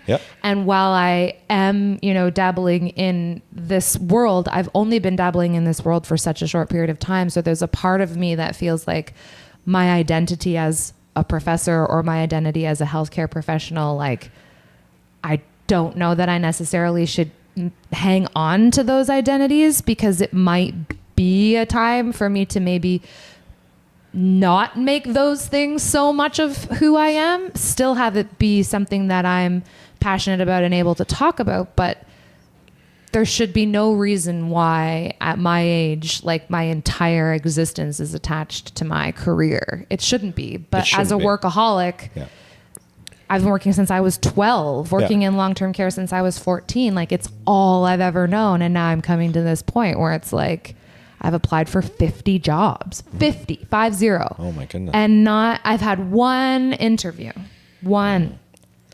That's and crazy. It's like, I have 24 years of experience, and I've attached so many times in my life. It's like, there was a running, joke for years. Like, Shannon doesn't have a boyfriend because she's married to her jobs. Like, Shannon, and so now it's like, so much is uncertain with healthcare. Healthcare in so many ways is a flaming dumpster fire. Yeah, absolutely. And education, on the other hand, is also a little bit of a flaming dumpster fire. So I'm smack dab in the middle of these two areas within society that are both burning to the ground, and at this like crossroads where it's like, do I even love healthcare as much as I once did? I love teaching, and I love, broadening the minds of the future leaders of tomorrow. But it's like, is education going to look very different in a very short period of time because of AI and like classroom dynamic? I don't know. Like, it's something to be said about workaholism, whatever you want to call it. Something to be said about people who attach themselves to their career, and then when you come to a point in your life, like, I didn't think I was going to hit a midlife crisis at 37, like, and now I'm really wondering, because I hear you with this amazing success story about chasing this interest or this passion about understanding cameras, and how it's now evolved into this incredible thing that, you're working with people that you enjoy working with, and you're doing something creative, and you're exercising that muscle in your brain that you don't get to exercise in a healthcare system. And I've said this many times, that I'm a very creative person, like very, very creative, very outside of the box. And one thing with healthcare is everything is so regimented and so policy driven and so systematic. And so many, like, unlimited numbers of times in my career where I've felt stifled by or bored by the system and not being able to be creative or think outside of the box. So anyway, this is a very long, random tangent that I've gone on, but it's like attaching your identity to your career. It's a hard thing to get out of if it's all you've ever known. It's all you've ever done. Yeah. I don't think you should necessarily get out of it.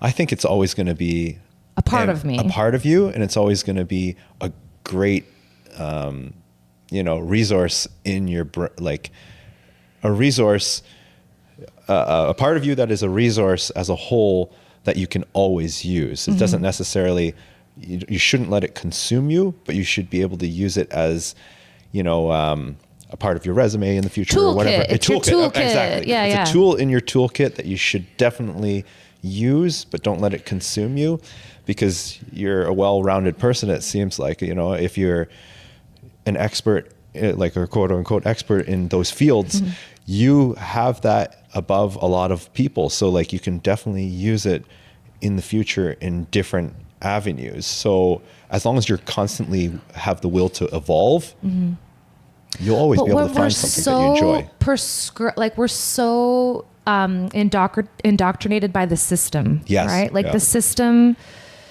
controls everything that we do. Yeah. And so, like I said, you know, I've applied for 50 jobs and I have no control over whether those applications are going to turn into anything. So there's a part of me that's like, I want to break out of the system somehow. And like, this is why I feel like creative, social media, you know, this hasn't been around for very long. I still feel like we're in like the golden sort of pioneering ages of social media. Mm-hmm. I don't know, like maybe talk to me a little bit about your sort of take on that and maybe where do you see yourself taking this now on social media? I'm always really curious about, I know a little bit about how your journey started, but like, what's your end game here? Like, do you want 7 million followers? Like, what are you aiming to achieve? No, you know what? Like, if it comes to me, perfect. Yeah. If it doesn't, then that's perfectly fine too. I think I started the journey on social media. I think maybe that's why I went at it in a different way. Like, I've always had the nursing going, and that was my roots to the tree, I guess you could call it. And that's the thing that funds your hobbies. Exactly. Like, that's the thing that fuels your creative endeavors. Exactly. So those were the roots. And then I started the journey on social media. So with Instagram, what I was using, and this is what I mean by you have to constantly have the will to evolve, is because I had to figure out how to make it grow using the society or world that we live in right now. So I was using Instagram's algorithm to promote my own page, because I have my own page for myself that, you know, my personal account, I guess you could call it. And then I have my business account, which has all my professional camera work on. So I was working on building my own page and using the algorithm from that page to have Instagram pull people to my business It's page. such a science. Exactly. Do you know much about like SEO? So I like have all looked of that into it stuff? for sure. Yeah, absolutely. So, and it's stuff like that. Like, you have to be a jack of all trades and know a little bit about everything. Yes. In order to use it to your advantage. Yeah. So, I don't care what anybody says. I do not care what anybody says. Social media is hard. Yes. You cannot sit here, keyboard warriors. You cannot sit there and be putting in people's comments like, you're just an influencer or you're just on the internet. It's hard. I love those comments. That beats engagement. Well, this is the thing I'm trying to bend my mind around, because we haven't had like horribly anything negative, but it's like that can come. The negative comes, but you have to think of it as like any engagement is good engagement, I guess. I'm not old enough to say anything or to have life experiences to say shit like that, but for somebody who personally posts a lot of brain rot, I think I do a lot of shit posting on my Instagram. Sure. Like it nothing makes sense. Why is my Instagram there? But I think that's your vibe. Like, I think that's I should post. So like when somebody texts me on my personal message and say something weird like, "Oh, your opinion," I don't give a shit. You just engaged. Like you engaged on a post that obviously does not make any sense. I call my followers words that I should not be calling anybody. Like, yeah, you this should is not, something that so I'm when, really grappling with. And I feel like this is like in general too. Even in my general approach to that is definitely it doesn't matter. We're just so insignificant. When you look at Instagram, you have 1.1 million likes and shares on a post that is like 10 seconds long. It's a reel about a small skit that has absolutely no relevance to it, but it has been shared by 1.1 million But people. let me tell you, the work that went into that 10-minute reel is freaking hard. It's hard. But that's my thing. Like, the engagement and algorithm is a very, very, like, it's the if you're getting a hate comment from like one person, in the broad spectrum of things, that person's comment is just causing engagement, and it's very insignificant to the rest of the content. I've even heard that people like bigger influencers and stuff will actually have someone go through and delete all the negative comments off of their like YouTube video or something like that. Like, that depends on the person. Yeah, like I would personally, if like you have something that you're working on, you're eventually going to find your niche, and there's market for everything. And at the end of the day, like if somebody is wasting their time and putting their efforts into writing a hate comment on our content, that just simply means that's engagement. So It's going to push forward. not 7 million followers, but where do you want to see this go? Like you must have like I just wanted to, ideal. What do you want your grid to look like or whatever? Like what is your end game here? So Let me just put a question to that as well. Do you ever plan on leaving healthcare? Ooh. no, I do get that question a lot. That is a very too. good Because question. I have a lot of healthcare. We had a lot of people on the podcast too who would ultimately look into like branching out of the mainstream. I don't know, The like system. frontline Yep. maybe. So I get that question a lot too. So the reason why is because I've had enough fortune to have my business grow so much with the camera side of things. People have asked, would I leave that and do that full time? The answer is no. The reason why is because I genuinely do enjoy working at the hospital. Every job has its ups and downs, for sure. Of course, I can complain about my job, absolutely. But leaving it is not going to alleviate that problem. No matter where I go, what I do, there's always going to be another problem that I can complain about, for sure. And it is a very stable job. I enjoy it. So that is going to be, like I said, the roots to my tree. Pension, benefits, Exactly. pension, exactly. That's vacation. huge. It's huge. So trick. If you're on a 4 on 5 off rotation, if you take 4 days vacation, that's 2 weeks off. Yeah. So like, why would he? Why would he leave? No, if I he's understand got, that. like, I absolutely understand that. But there's a lot of people who, again, it's I think that's why I asked the initial question of why did you pick healthcare? Why did you pick nursing per se? Because there are a lot of people who don't get into the field with the right intention. well, and then I you think, get golden handcuffed to you the know, system. there are some people who have this like idea of what healthcare looks like, and they don't really understand. Once you get into it, people are, and I think it's more common, like we discussed the last time. We were talking about how the newcomers in healthcare are quitting nursing. Like a lot of new students are getting into nursing, they're starting their practice, and then they quit really fast because they figured this field is not for them. Is that something you've been experiencing? Have you seen any, the Well, newer especially because you've students been in it coming for 10 years, you're surely seeing green young people coming Absolutely. in. And Yeah. to be honest, the real plain simple answer to that question is what we talked about on the car ride here too, because we live, you know what? We live in such a fast-paced society. Everything is available to us at hand's reach, and we can, if we don't like something, we'll just do something else or buy something else if we don't like what we have. So same thing goes with work. The problems are definitely worse now in the healthcare field than they were before, but our tolerance as people to what's presented to us is dwindling, whereas the problems are going up.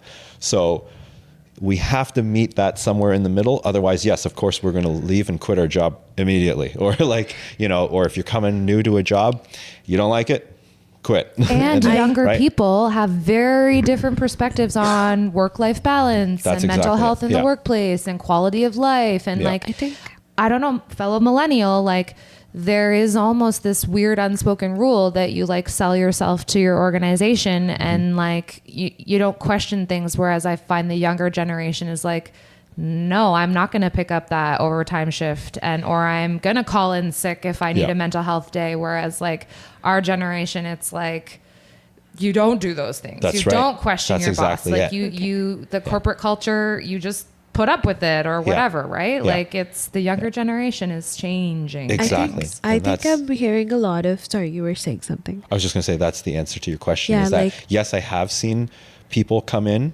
and leave very quickly, but it doesn't. I guarantee you, those people aren't going into another better position afterwards. No. Like they're Oh, no. going to find No. something. They're like, you know what, I hate this. I'm going to leave and quit. It's probably going to be better. You think the somewhere grass else. is greener. Exactly. There's a That's healthcare weird grass is greener phenomenon where of course, you can throw a stone to the next hospital.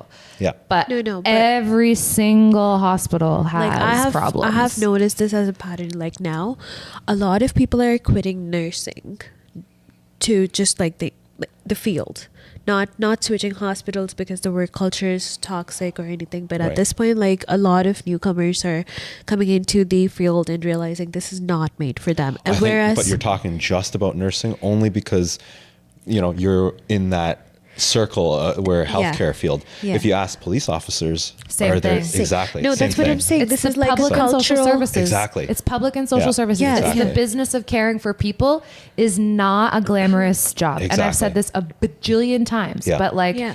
if we are not in some way in the next 5 to 10 years creating a renaissance for caring for people, Yeah. we are going to have Elon Musk's freaking robots caring for us when we're geriatric. Yeah. Like, That's No, exactly- it that's- won't be humans taking care of humans. It Yeah. will be robots taking No, care of humans. 100%. That's what I'm saying. It's more of like a generational thing in all industries. Yeah. But I feel like, isn't that a good thing though, to have like people come in a field and realize that they're not cut out to work in that field, instead of like going 15, 20 years into that field and just being miserable to work with. I mean, I have- guess. I guess. Yeah, I've of had course. an individual Because if they do level. something different, then yeah, of course. Yeah. Then they're very intelligent people for making that decision. Yes. But there definitely are people like how you describe who come into work and complain every day. I'm sure, like, you know, in my job, and I'm sure in other people's jobs too, you can definitely list off some people who come into work and they say, oh, this job sucks or whatever,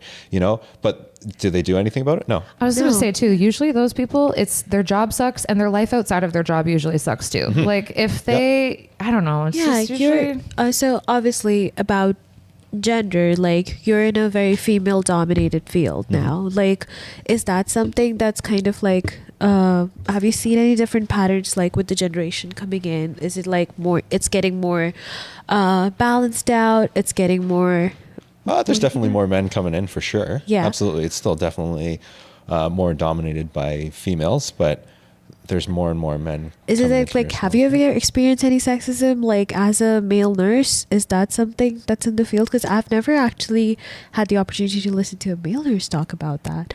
I've had a lot of female nurses told me that eat your young mentality Yeah. with the female nurse community. Is that Yeah, those are usually the worst nurses, to be honest. Like Yeah. they're the least intelligent. Yeah. fair enough? Yeah. Because, and the reason why I say that, are we still on? Because Oh yeah. Okay. We're still on. Okay. The reason why I say that is because people have to understand that eventually we all get older. You're all going to need help. So, you know, if you're an older nurse who wants to eat their young, that's not a great move because eventually that person is going to be your nurse.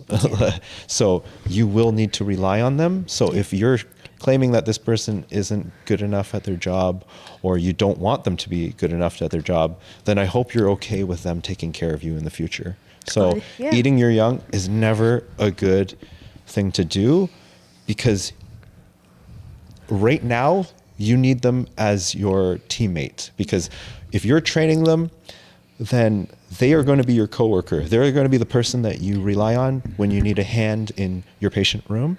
So eating your young isn't going to entice them to help you, and it isn't going to help them become the nurse that you know you need potentially, yeah. help, or like you need to rely on for help. I think, yeah, and that's like we were talking about the like generational leadership patterns too, because right now, my generation is getting trained by the millennials, and we're able to get a lot more comfortable and rely on Yeah. our, the senior staff and be able to ask questions and kind of have like a better perspective on what this job is about. Uh-huh. Whereas I feel like when you guys were getting trained, it was more so like, from whatever we have heard so far, you were kind of like, okay, no, this is the script, I've got to follow it, or this person who's supposed to be training and be my support system right now Sure. is going to kind of eat me alive. So it was more of like the triggered approach to it. And I think if you are comfortable enough in a space to kind of question it a little bit, you get a better perspective of if this field is for you to start with. Oh, I love young people who are confident enough to question. I love that because there's so many times in healthcare where if say you started a new job or organization, one thing about me, Michael, is that I've worked in many, many hospitals because most of the organizations that I've worked for are networks. So like UHN, for example, 4 hospitals. So ping-ponging around, or Halton Healthcare, 3 hospitals. So I think the last time I counted, I've had done work and understand the systems of 14 hospitals. And when you see the system and over time, as the system has changed, it's like leadership and the way that we are leading people and our human resources policies and the structure of the way that our system runs, it's not focused on the employee, it's focused on patient-centered care. Yes. But is your patient care optimal if your employees are suffering? Probably not. Probably not, yeah.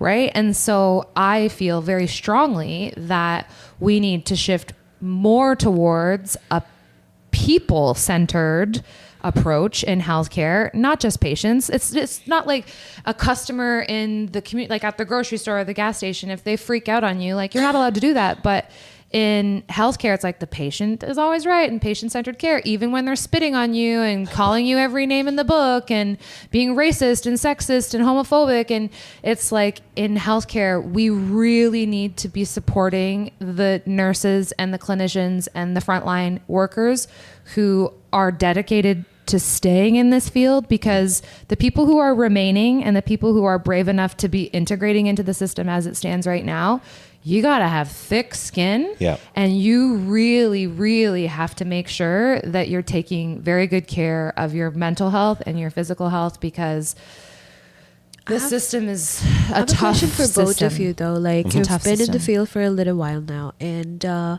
what do you think about people who are quitting? Because I think I'm one of the quitters. I am definitely looking into transitioning out of this, because I don't think this is the field that I can contribute my 100% to, in the sense that when I'm at work, yes, I'm giving my 100%, but I feel like this is not the field where I would be able to sustainably enjoy or give my 100%. So like, people who are getting out of the fields, like, I understand that it's going to impact the healthcare system in general in the coming years, but how does it affect the workforce right now? Like, how It's is that? sickening. Yeah, Go it's bad. ahead. It's bad, man. It just means that we have less people to help, right? Like, I mean, like, that's why we're short staffed all the time.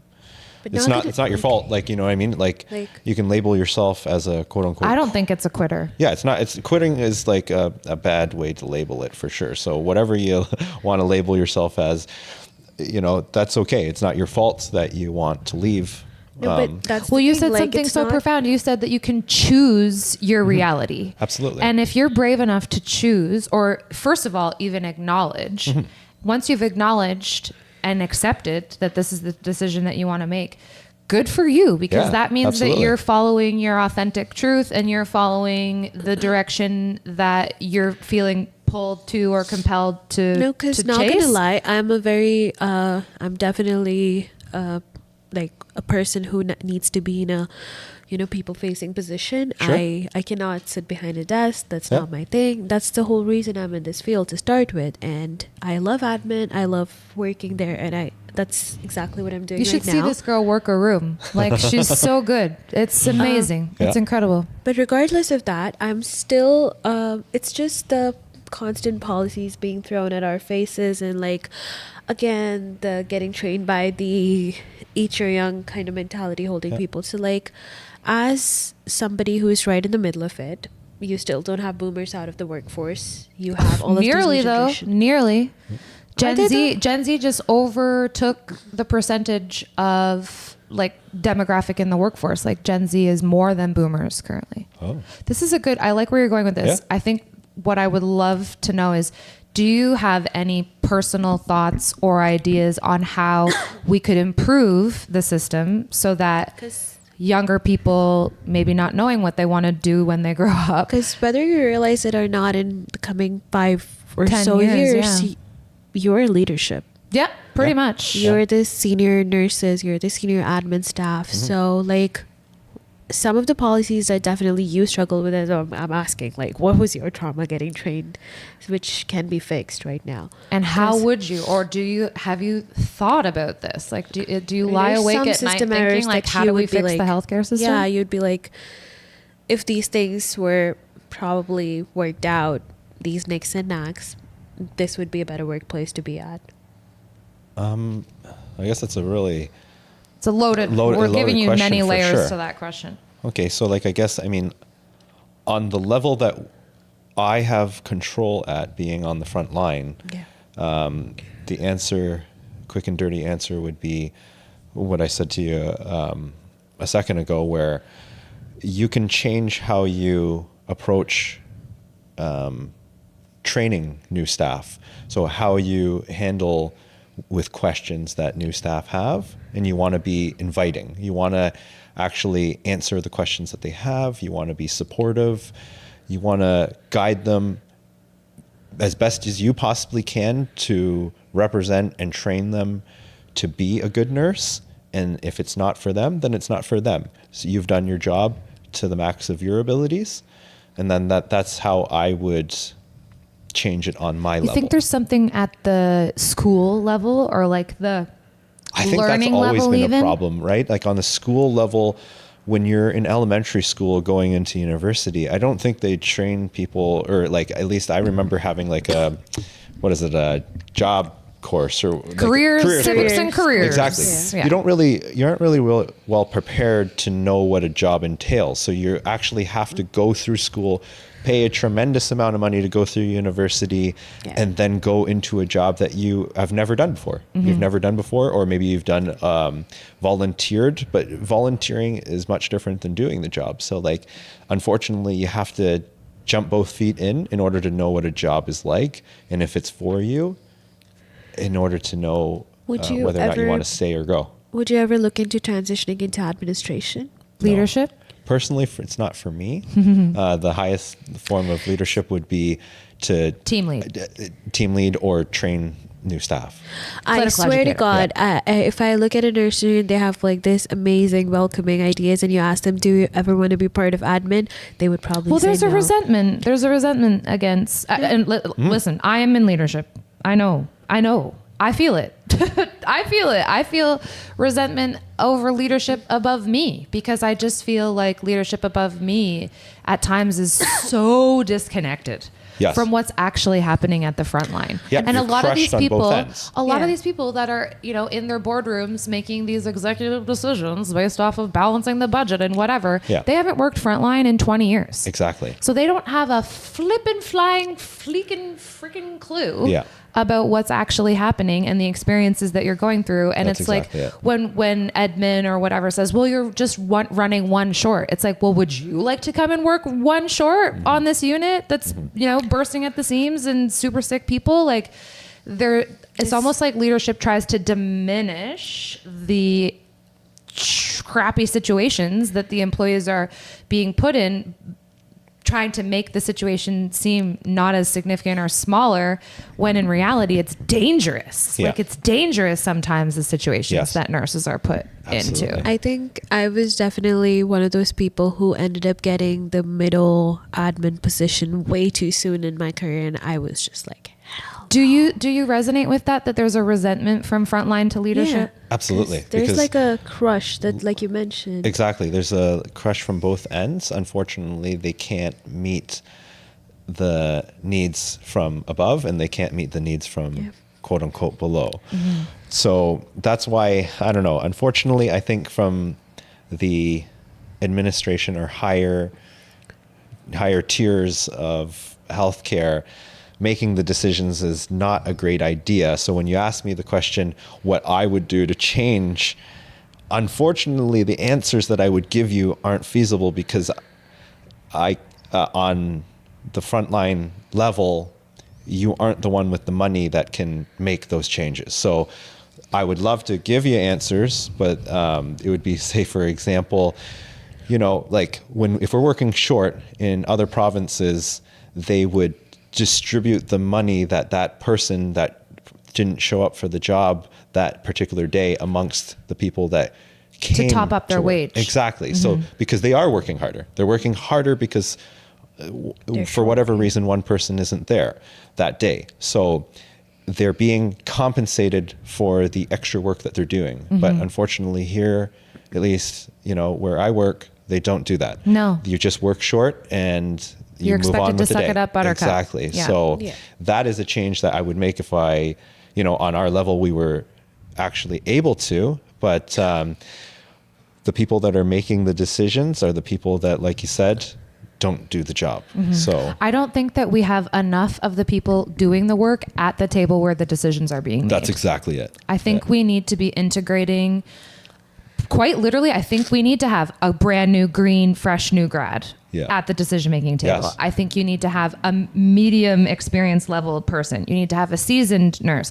You need to have the perspective of all of the caliber of staff or the experience levels of your employees. You need to have them all at the table. And when leadership comes up with their fancy new ideas, leadership should have to run those ideas by the people who have to do the work first, always. That's I exactly think it. that if we don't, then we create this disconnect. And so often I've heard from nurses like, this is the stupidest thing. This isn't even going to be helpful. Like, why do we have to do this? I don't Yep. understand why we have Yep. to do this. And it's like, well, this evidence shows that if we do this, that Yeah. it'll improve our time to inpatient, like whatever benchmark it is that we have to, you know, uphold in healthcare. You know, and nurses don't give a crap about pay for results or Yeah. provincial benchmarks or Yeah. you don't No. like at all. No. And so I feel like we really have to take a good hard look at the way that our systems are being run. Okay. Really we do. definitely have a very choppy episode because we have so many segments that need to be edited out. Cut up for him, and anyways. Yeah. Should we segue? So we do like a segment. Sure. Two and segments. Two All right. segments. One is this. This is budget questions. Okay. So you get to pick from one of these, and then we're gonna pick something else inside, and then we're gonna ask you a question, and So which it's really theme fun. do you like? So which theme do you want to go with? Resilience, support, or what is it? Generations? Yeah. Sure. Let's go with resilience. Awesome. Nice. So inside the box, hand him the table of contents. Where did you put it? Did you put it somewhere else? Oh, I might have put it in the middle. Oops. Oh, I think I see it. Just so that, because there's 5 or 6 different colors, I think, in the Sure. box. So you get to pick one of the choose colors which and I'll pick a color card is for you. appealing to you.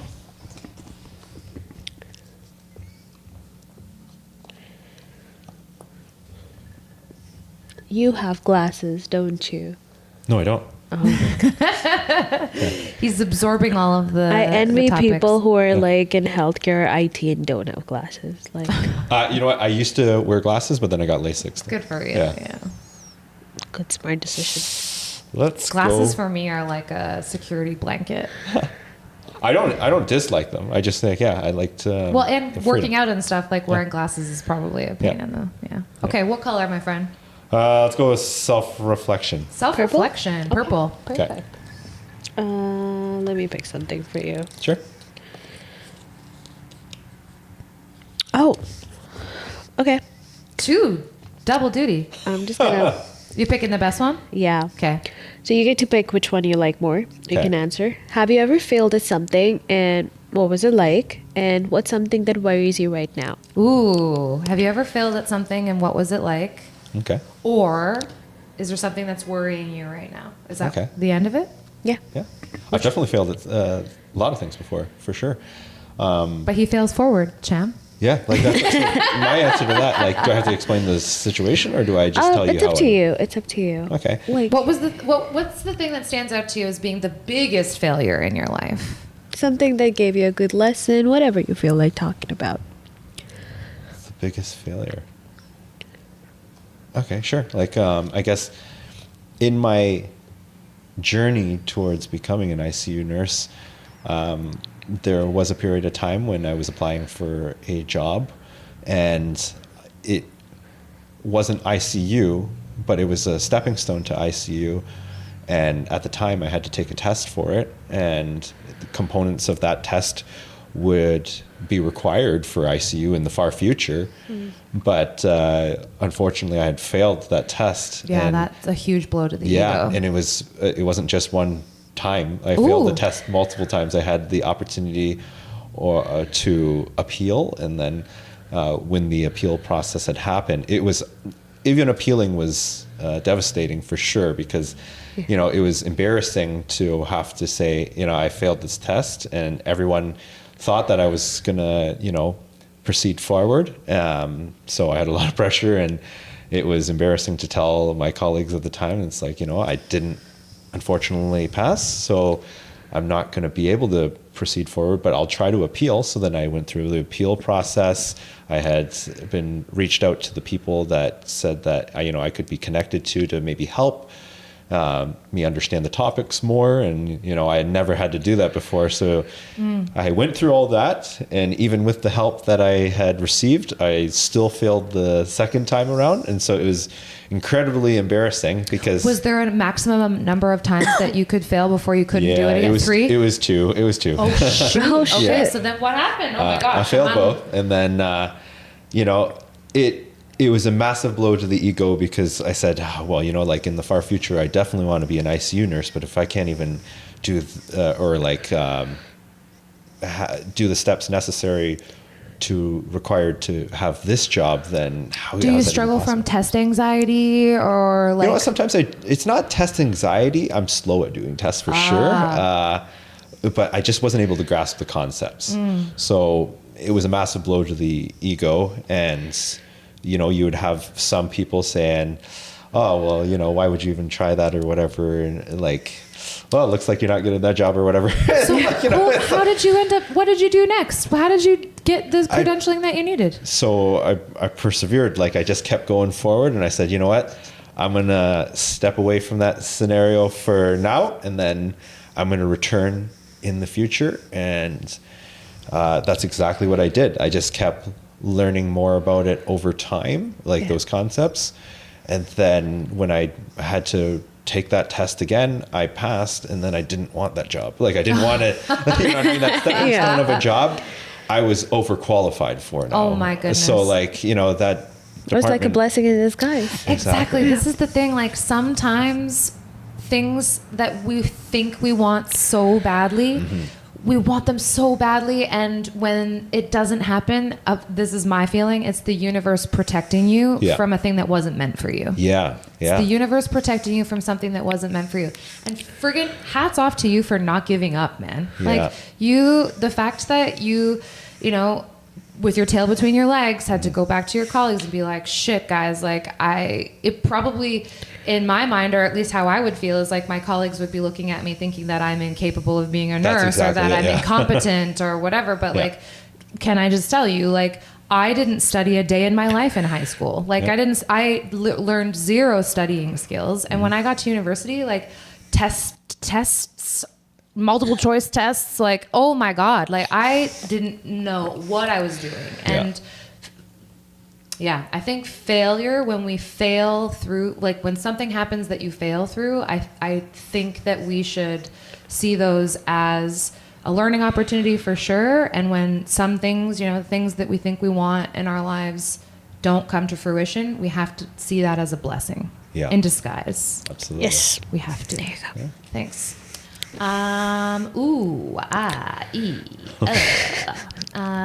Goal setting. Color. Green. You're so pretty over here. Oh, I love this question. Sitting. Oh my God. Perfectly posed. Love you. Oh, she's gonna be in your frame. Love that. She knows it too. She's got all the right angles. Okay. Goal setting, baby. How do you personally measure success? I don't know. Actually, I want to ask this question to both of you. I should not have said I don't know. I do know. I think that we in society put a lot of weight on success being how much money you make, the car that you drive, the house that you live in.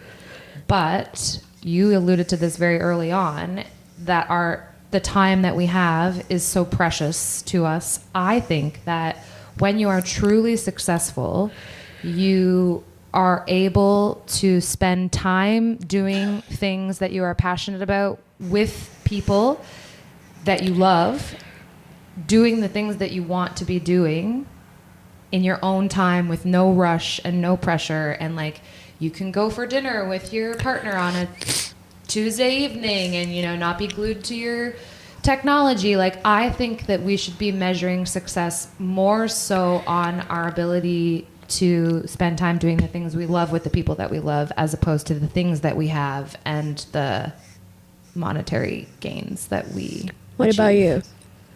Yeah, no, I agree with every point that she's made.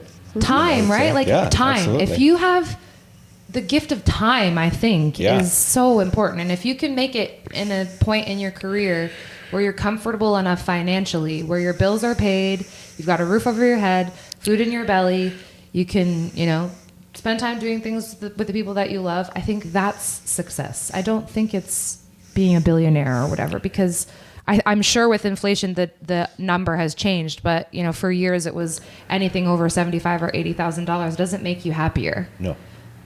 You can make more money, but the reality is more money, more problems, usually. And the statistics and evidence shows that even Elon Musk or whatever, like, you have all of the money and all of the resources in the world, it doesn't say that you're a happier person than the person that makes $90,000 a year or whatever. Yeah. Does that answer the question? Yeah. In a long, as I do. Yeah. Huh. What color are you picking? Give me the box. There you go. What color? Probably purple Purple. or yellow. I don't know. Well, Just we pick a haven't done a yellow, so let's do a yellow. Just jump right out there. Ooh, I like this. Has a friend ever influenced you negatively, and what happened? Has a friend ever influenced you negatively, and what happened? Every time I've done drugs, I've never done drugs. If my parents are, if Appa, you're listening, I've never done drugs. Now, click off of this video. That's it. Video ends. If I've ever done anything, it's with my friends. Probably peer pressure, and I'm very okay with peer pressure because I probably wanted to do it. So I'm like, oh no, I don't want to. But if I've ever done drugs, yes, I swear I've only done one type of drug, and that's legal in this country. You don't need to explain yourself, Sham. I'm just explaining it to my dad. I know he's looking. Hi, Dad. But no, not really. My friends, I think I'm one of the people who kind of get people to do the things I want to do.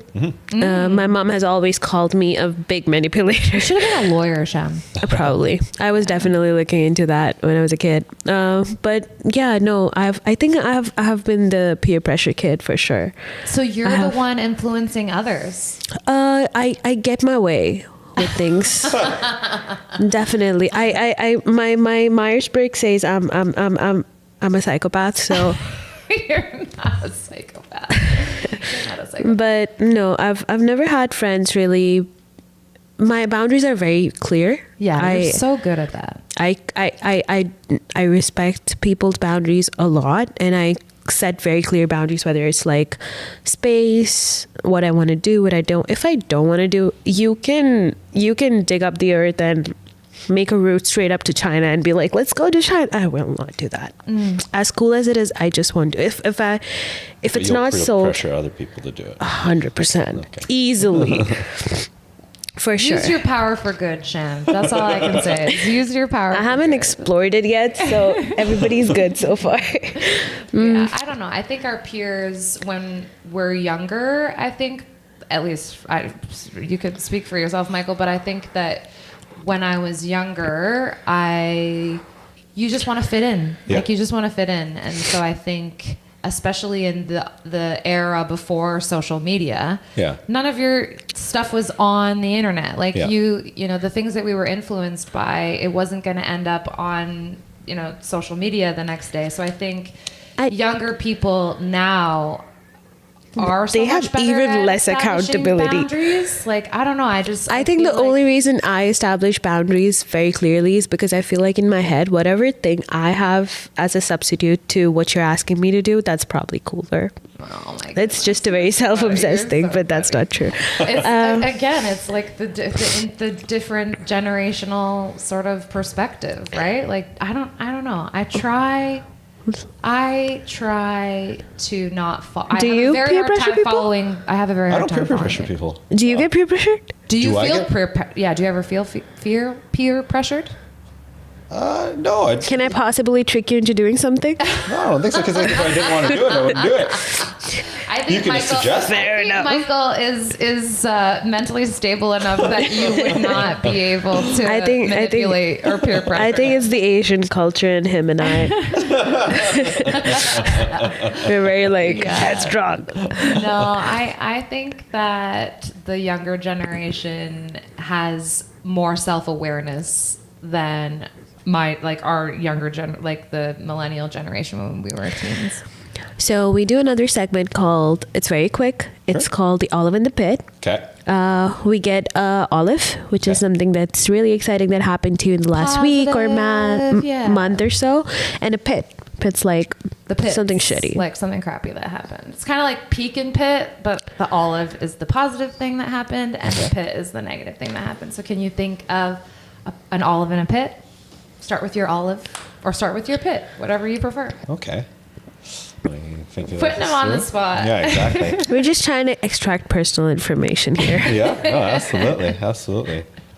So my olive, I guess, with my old work wife, I'm very happy for her win. I guess she got a second place at that bikini competition. That's amazing. So, Yeah. No, I'm very happy for her. I was happy to be able to celebrate that with her and her family. It was my first time meeting her family, and it was a really, really pleasant experience because I was happy to be a part of that success. Yeah. I love that. I Yeah. love that your olive is actually the success of another person, and seeing that success in another person. That's really beautiful. Yeah. Another Love that. good indication of your character, Michael.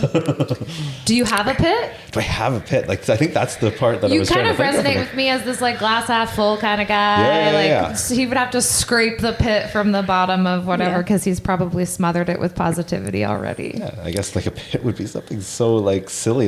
Somebody I cut wish you I off could in have traffic. that, or I wish I could have had more sleep. I don't know, something like that. I don't know, something silly like that. Fair enough. Fair enough. What about your olive and pit, Sham? My pit is that no matter what hair conditioner I use, my hair just never shows red. It's purpley. It's purpley right now. I'm trying to be a redhead. It's not working. Clearly. You just have to. Use a It's just special- funny, but my olive would be. I think I just said that yesterday. You could have another olive. I'm just having a lot of fun. Yeah, you are. Yeah. That's good. You I'm should have a just- lot of fun right now. I'm just totally doing it for the plot, doing a lot of silly things. It's fun. That's good. Yeah. What about you? My pit. Well, I feel like I'm just kind of living in a pit, melancholy pit right now because I've already sort of gone on a rampage about this. But it's what is my job situation going to look like? I'm very, very nervous about this. And I think I alluded to this. I started working at 12 years old with a paper route and then started working in long-term care at 14. And it's the first time in my life where I'm, at this situation where it's applying for jobs and not knowing what tomorrow is going to The market is really. Have you recently job touched the market market? It's bad. Yeah. Yeah. it's so bananas. Bananas. What about an olive though? The olive has been I'm clawing my way out of a little bit of a deep dark depression right now, and so the olive has just been getting back on the mic and back in the vicinity of the people that I care about, and I isolate myself when I'm, sad and depressed. And isolation, like anybody who's struggling with your mental health, by the way, like isolating yourself is not the thing to do. Do as I say, not as I do, right? Like I isolate myself and I beat myself up, and so the olive has been clawing my way out of that and getting myself back into feeling more like myself. And I hope that the next podcast we record, that's not my pit, because I've been using that pit. Oh, I've been using and abusing that. Oh, woe is me, pit. I'm over it. Let's move on from this pit. Will you have a concert today? I'm gonna go. So listen, when I lived in Toronto, I used to do things by myself all the time, and I used to go to concerts by myself all the time, like traveling by myself all the time. And so tonight I'm gonna go to a concert by myself. I'm so excited. That's amazing. You get to close the episode now for that. I get to close the episode. That's awesome. Thank you for giving me permission to close the episode. Listen, Michael, I need to pick your brain for 14 more hours after this. So, so fascinating to get to know you, and I'm so looking forward to learning a little bit more about your business, and maybe you can like take me under your wing a little bit and teach me, all of the tricks of the trade, because like I said, I've consumed a lot of content in the last year, and I feel like I kind of understand social media, but it's the idea that you're a healthcare professional, and you're this creative. I feel like that dichotomy, you don't come across that dichotomy too often. So I'm really fascinated to learn more about that with you. And I'm just so happy that we've had such a dynamic run of guests on this podcast. And thank you, Sham, for bringing Michael to the All of You podcast. And thank you for being your sweet, spunky, amazing self as usual. It's been a great couple of hours on the pod. So how am I supposed to close this thing? Like, I always forget. Like and subscribe. You tell me, Michael, social media That's master. exactly it. Like and subscribe if you like what you watch. It's been a pleasure having me on. Like, I should be the one thanking you guys. Oh my goodness. I'm just so happy. So like and subscribe and hit the bell notification and share this with your friends, and write your will in my name. Thank write you. your will and testament in Shambhavi's name. Thanks, everybody. This is the All of You podcast. Bye for now. See ya. Cheers. Yeah,